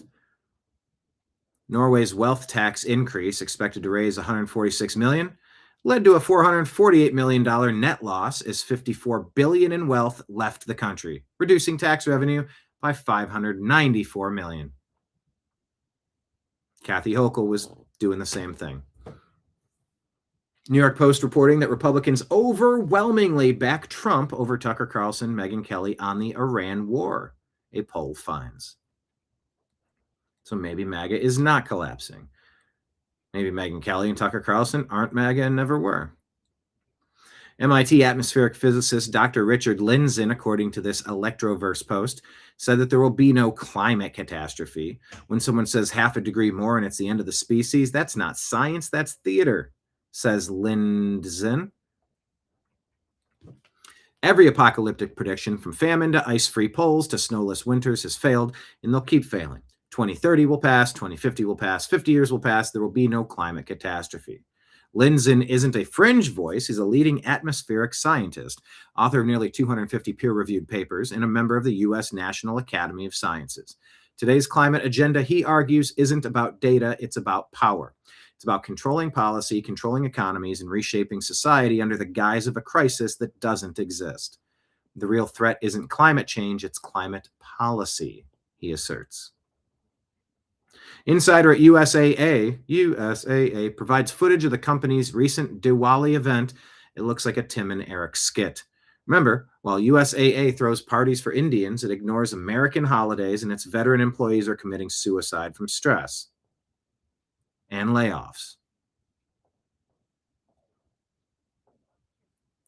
USAA, founded by Army officers built to serve military families, laid off almost 600 American employees in a single round while posting a record $7.9 billion profit.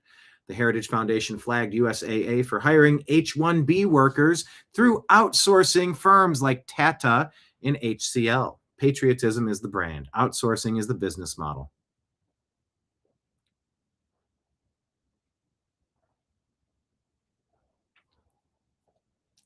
Here's a Chicago train rider.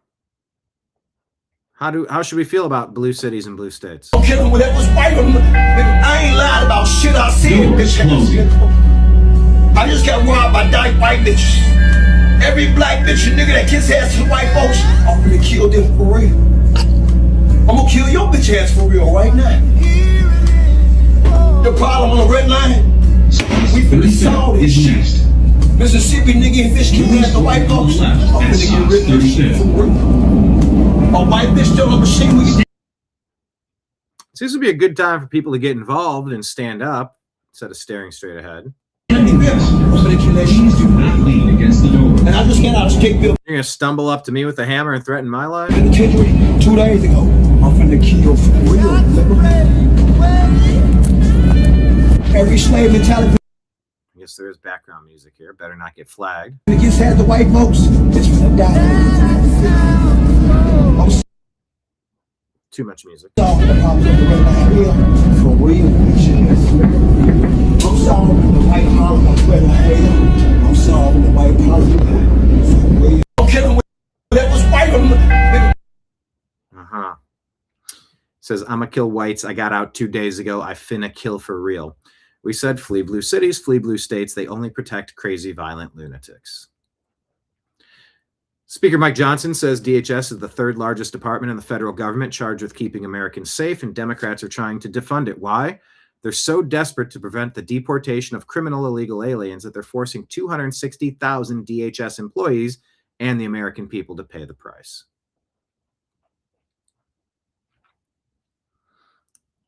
Representative Warren Davidson says the FBI just acknowledged that the federal government buys Americans' location data in its testimony to the Senate Select Subcommittee on Intelligence. It's a clear violation of the Fourth Amendment. It's why I introduced the Government Surveillance Reform Act to close the data broker loophole that allows intelligence agencies to buy Americans' private data. Justin Amash says the Fourth Amendment prohibits the government from spying on Americans without a warrant. When the government pays someone to do this spying on behalf of the government, then that's no less a violation of the Fourth Amendment. Tim Burchett says we hit $39 trillion in debt, and every Democrat except one voted against a balanced budget amendment.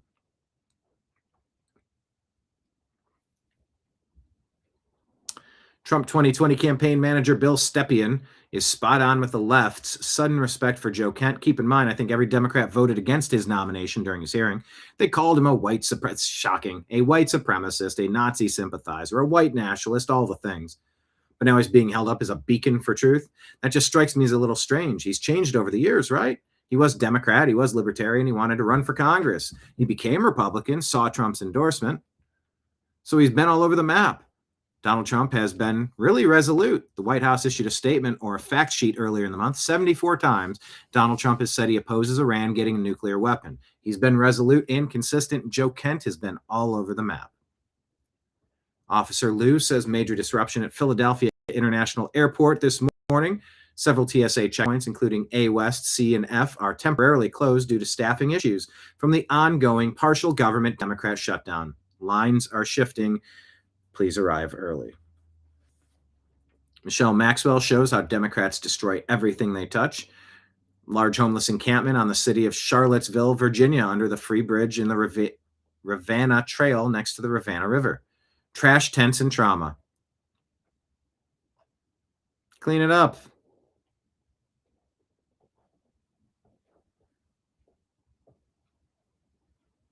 Ann Coulter says, the media widely repeats the Anti-Defamation League's claim that all extremist violence from 22 to 24 came from right-wing perpetrators. The ADL's list labels all mixed motive killers right-wing and excludes these mass killers. Audrey Hale attacked the Covenant School in Nashville after denouncing white privilege and threatening to kill all you little crackers. Robert Cremo, who killed 7 people at the Highland Park event in 2022, expressed hostility toward Trump. Connor Sturgeon Cade 5 in Louisville after praising the 2020 Black Lives Matter protest and criticizing police violence and Trump. The ADL is putting out so much garbage propaganda, you should never take them seriously. Lives TikTok reports Somalia is having a property boom. Amid an economic boom in the country, construction is taking place all over Somalia. They're robbing U.S. taxpayers blind to build up their country. The New American Media says, looks like Somalia might need liberating. This should infuriate every tax-paying American. Former NYC top NYC public health advisor who shaped Mayor de Blasio's COVID policies confessed in a recorded conversation how they forced vaccine compliance on millions of citizens while exempting themselves from the rules that they weaponized. That's from the Louder with Crowder report. Dr. Jay Varma. Should watch that. Mike Ben shares this whole thread that's insane. There's actual source documents on CIA letterhead. Joe Biden's CIA war on motherhood. Newly released CIA documents reveal the Biden admin identifying motherhood and homemaking as indicators of, you guessed it, white, racially, and ethnically motivated violent extremism. You don't hate these Democrats enough. Man of Memes posts this video on Alpha News. Dude's rocking back and forth like a lunatic. Keith Ellison, Democrat, Minnesota. Everybody's clapping except him. Military veterans arriving on an honor flight to visit memorials in Washington, D.C. This is how Democrats treat U.S.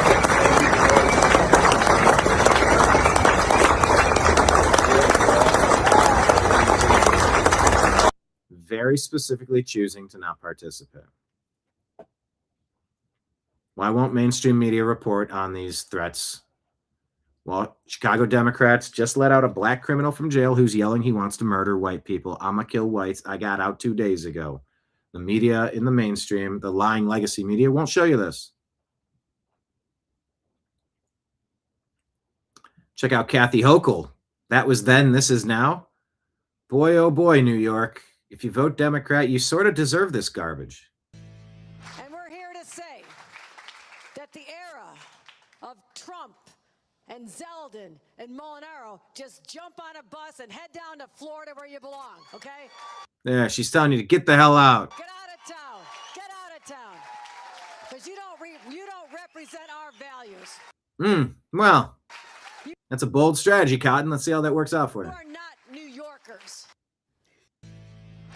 You're not New Yorkers. Get the hell out. Now, there are some patriotic millionaires who stepped up. Okay, cut me the checks. I mean, just if you want to be supportive, but maybe the first step should be go down to Palm Beach and see who you can bring back home, because our tax base has been eroded. Ah, you mean you ran normal, smart, successful people out of your city and your tax base was eroded because you chose to do that. Wow. It's almost like your actions have consequences. So I philosophically don't have a no. That is hilarious. Unfortunately, today in Iran, in the middle of a war, the regime executed a 19-year-old national wrestling champion for the crime of joining January protests. After signaling to the world, including President Trump, that they would halt executions of protesters, the regime has done the exact opposite. These young protesters Saleh Mohammadi, Mehdi Ghassemi, and Saeed Davoudi were hanged in Qom after a sham trial. Reports indicate torture and forced confessions, no access to chosen lawyers, closed-door proceedings, and no right to appeal. I call on the global athlete headquarters to stand with Iranian athletes who are being silenced, imprisoned, and executed simply for raising their voices. This is not about sports, it's about human dignity. Damn.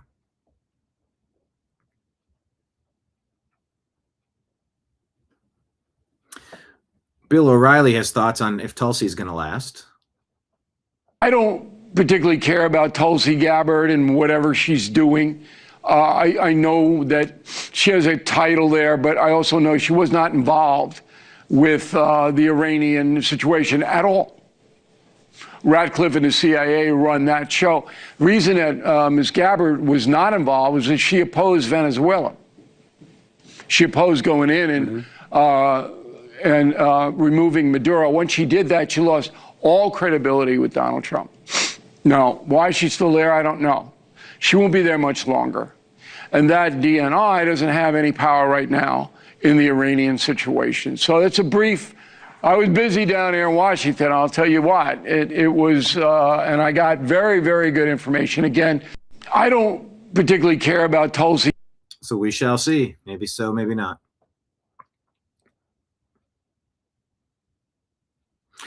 Nick Fuentes suggests that people mad at Republicans should vote Democrat, but that's idiotic, says Nick Freitas. If you're mad at the cops, you don't vote for the criminals. You hire different cops. Exactly. That'll be our moment of Zen right here, this video. George Orwell said, the past was erased, the erasure was forgotten, the lie became the truth. Elon says this would be a travesty if statues of old white men like the Duke of Wellington and Admiral Lord Nelson could be destroyed because they may be offensive to diverse modern public, according to a Welsh government.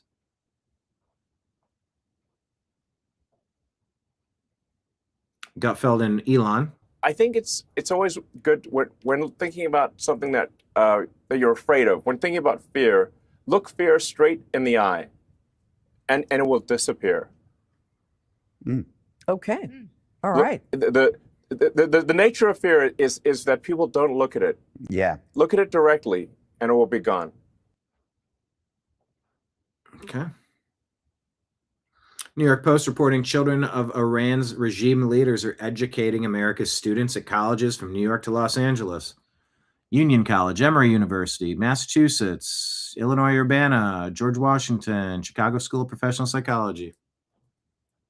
Matt Van Swell says, just so we're on the same page, there was never a housing problem. There was an illegal immigration problem. There was never a debt problem. There was a fraud problem. There was never a border problem. There was an enforcement problem. There was never a crime problem. There was a prosecution problem. There was never a homelessness problem. There was a fraudulent NGO problem. There was never a failing school system problem. There was an indoctrination problem. Never a funding problem. There was a theft problem. There was never a healthcare affordability problem. There was an illegal alien freeload problem. There was never an American dream problem. There was a Democrat problem. So Andrew Colvett says, breaking, we have the simple majority now. Even McConnell voted yes to advance the Save America Act, with Vance ready to break any tie. There's zero excuse left. Leader Thune, stop threatening cloture and dodging the fight. Force Democrats to hold the floor. Amen. CNN getting absolutely obliterated in ratings, as they should. Public schools enrolling a growing number of illegal aliens. Administrators can't ask about immigration status, so the data doesn't exist. American taxpayers are left to foot the bill without ever knowing the true cost. That is insane. In case some people need a reminder, Megyn Kelly tried to take Trump down before he was even elected in 2016. Steve Bannon was fired from the administration and later joined forces with Jeffrey Epstein to try to take Trump out. Massey has never been aligned with Trump. Tucker Carlson's own texts in 2020 made clear how he actually felt. Candace Owens broke with Trump in 2022. Marjorie Taylor Greene has never been a serious political force. So, as you can see, says NN, everyone leading the charge and telling you MAGA is dead has one thing in common. They've all turned on him at one point or another, and somehow he's still standing. MAGA isn't dead. It's just learned who not to listen to.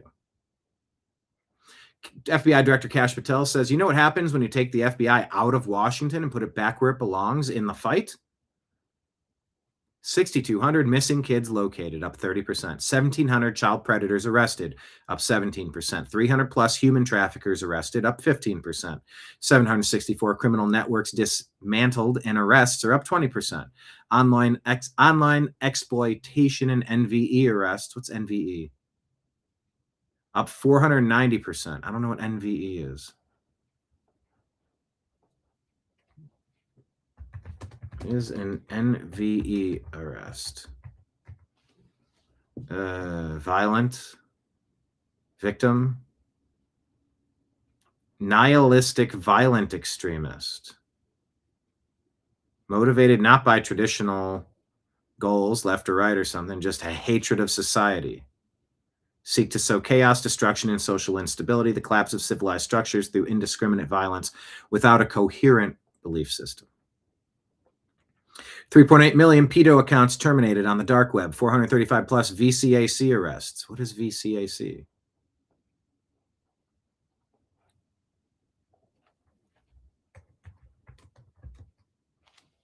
What did I say? CVAC? VCAC. Child victim.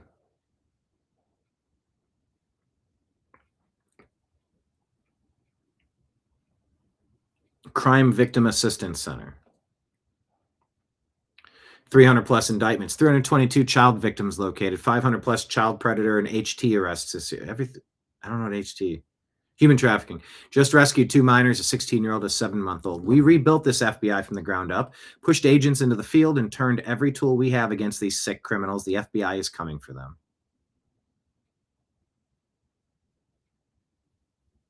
Well, good. Victor Davis Hansen says that Trump is maybe pulling back on the J.D. Vance energy, pivoting maybe to Marco Rubio.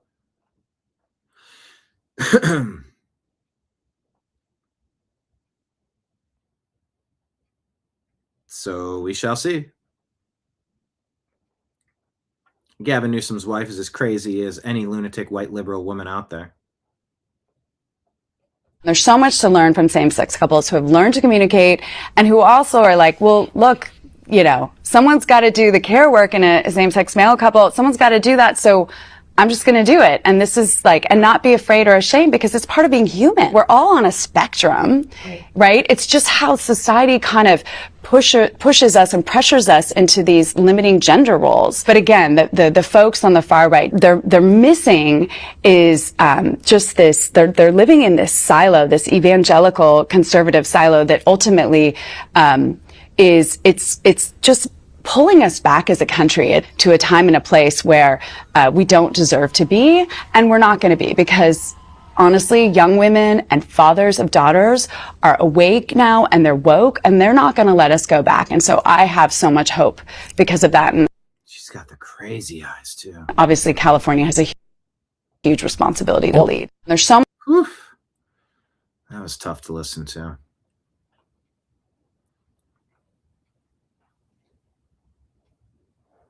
Remember that awful story in, was that Florida? 12-year-old girl stuffing rocks in her mouth so she couldn't scream. They're all being charged as adults. One mother says her son isn't a troublemaker while he can be seen laughing in court. So, yeah, okay. Even CNN admits that the Save America Act would give you a lot of ways to prove eligibility. Here's what the bill actually says would be acceptable proof of citizenship for voting under this law.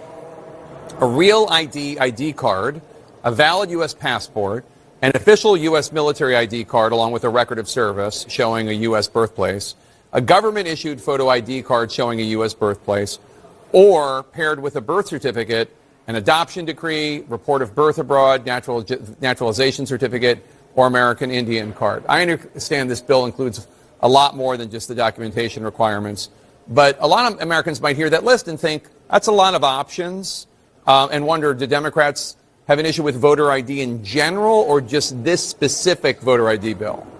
Here's what the bill... So, if they're going to lie to you, be ready to push back. Senator John Kennedy introduced a resolution to withhold senators' pay during a shutdown. He says it came out of the Rules Committee unanimously. It's very popular, and senators will vote for it. He says the problem is leader John Thune won't bring it for a vote. I've chased John like he stole Thanksgiving to try to get him to do it, daggum. Sorry, that's a different guy. But so far, he hasn't agreed, but I'll keep pounding him. The problem is in the GOP Senate is clearly John Thune. He's definitely paid off, says Wall Street Apes. Paid off or not, he needs to be swapped out. John Fetterman says Democrats governed by Trump derangement syndrome, and they are. Jerome Powell is very concerned, but about the wrong things. The thing that I think good number of people on the committee are concerned about is just the very, very low level of job creation. If you adjust what has been the trend job creation over the past, let's say, 6 months, if you adjust that for what we think, our staff thinks, is the overstatement due to overcounting, effectively there's zero net job creation in the private sector. Jerome Powell very concerned and alarmed at foreign-born laborers getting replaced by native-born instead of vice versa. Right-winger says Joe Kent advised multiple times in the past that we should attack Iran. The clips are all over the internet. Oscar ratings went from 45 million in 96 to 36 million in 06, down to 34 million in 16, and now half of that from 16 to 26. It's over for these networks. TV only exists anymore for live sports.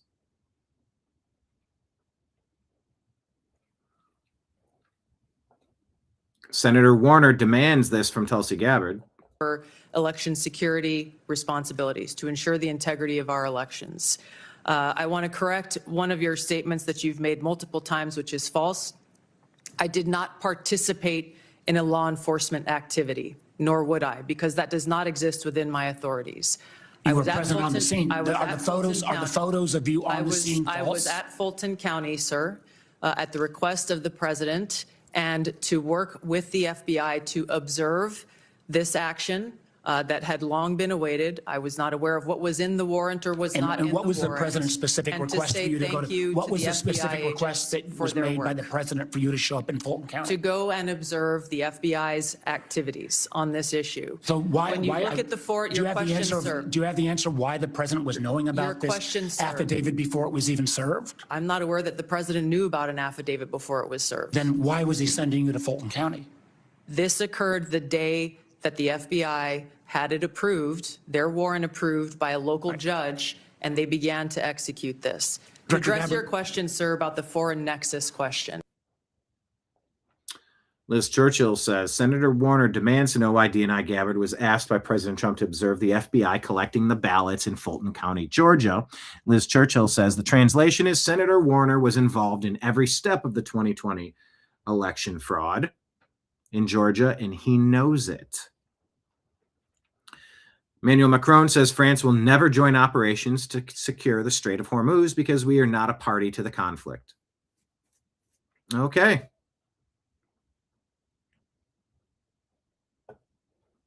Passengers sheltering on the floor of Ben Gurion Airport as Iranian missiles are raining down. That from yesterday. Chaos at the airport. For decades, Netanyahu insisted Israel is the safest place for Jews, but now tensions escalating. 16 Iranian military transport aircraft destroyed on the runway at Mehrabad. These weren't fighter jets, he says.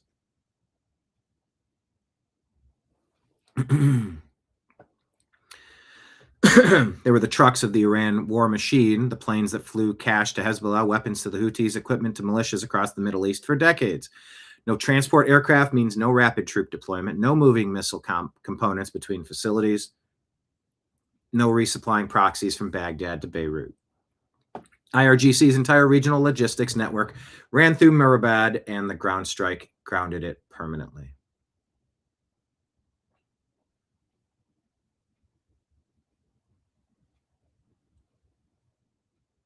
Lots of fighting here in Dallas during St. Patrick's Day.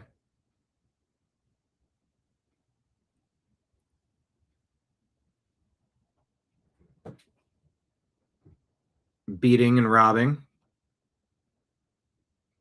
Black dudes punching these white dudes, it appears. Don't know what started this. That dude knocked right out. And he's knocked down, but then a second person comes in. It's a group fight. Now, did he lose his own hat? Yeah! Yeah! He's white. Yeah! Okay, he got his own hat. Maybe his own hat. Yeah! Anyway. All right, that's what I had to share with you today. Let me find you a moment of Zen. Something kind of cool.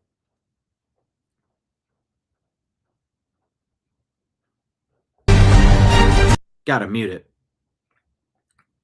But President Trump just posted this video of the White House. Kind of interesting for context. Let's take a look. It's better with music, but I can't. Showing over the years what happened to the White House. Burned down, rebuilt, expansion. Is that the West Wing there?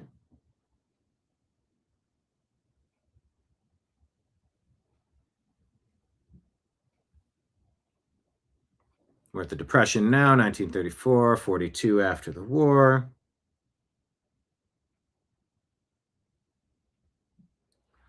And now here's what's going to happen. Wait, did you see? Hold on. Look at this. It's going to be a big MMA fight on the grounds. And then over here, 2029, the building will be up.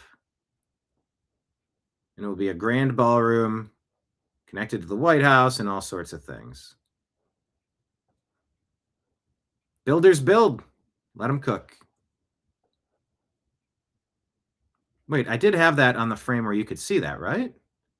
Hold on. Wait a minute. Oh, yeah, I had it full screen, which meant, yes, you could see it perfectly. Okay, I switched the aspect ratio here. Wanted to make sure. All right. Thank you all for being here. If you enjoyed your time, remember we have Rumble Rant and Cash App tips if you'd like to toss something in. As I stood out here playing on the guitar, singing my songs, toss something into the guitar case. Thank you for watching. Share the show with your friends. Hit the thumbs up button on your way out the door. And we'll plan on being back again tomorrow at noon Eastern time. Thank you. Saint Beat Up Day. St. Patrick's, St. Punchits Day. Yes, maybe that's it. Safe? You must be kidding. All right, everyone. Signing out on behalf of everyone out there in the TNAM network. I appreciate you. I love you. And we'll talk to you again soon. Take care, everybody. Peace. And as David says, have a blessed afternoon and evening. Take care.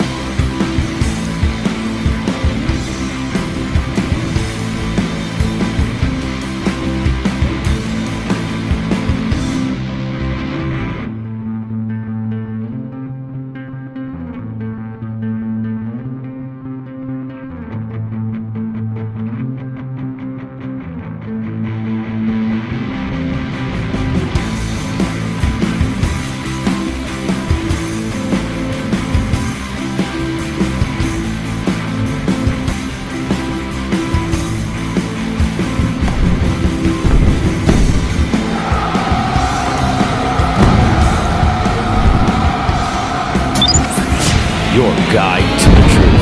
TheNewAmericanMedia.com.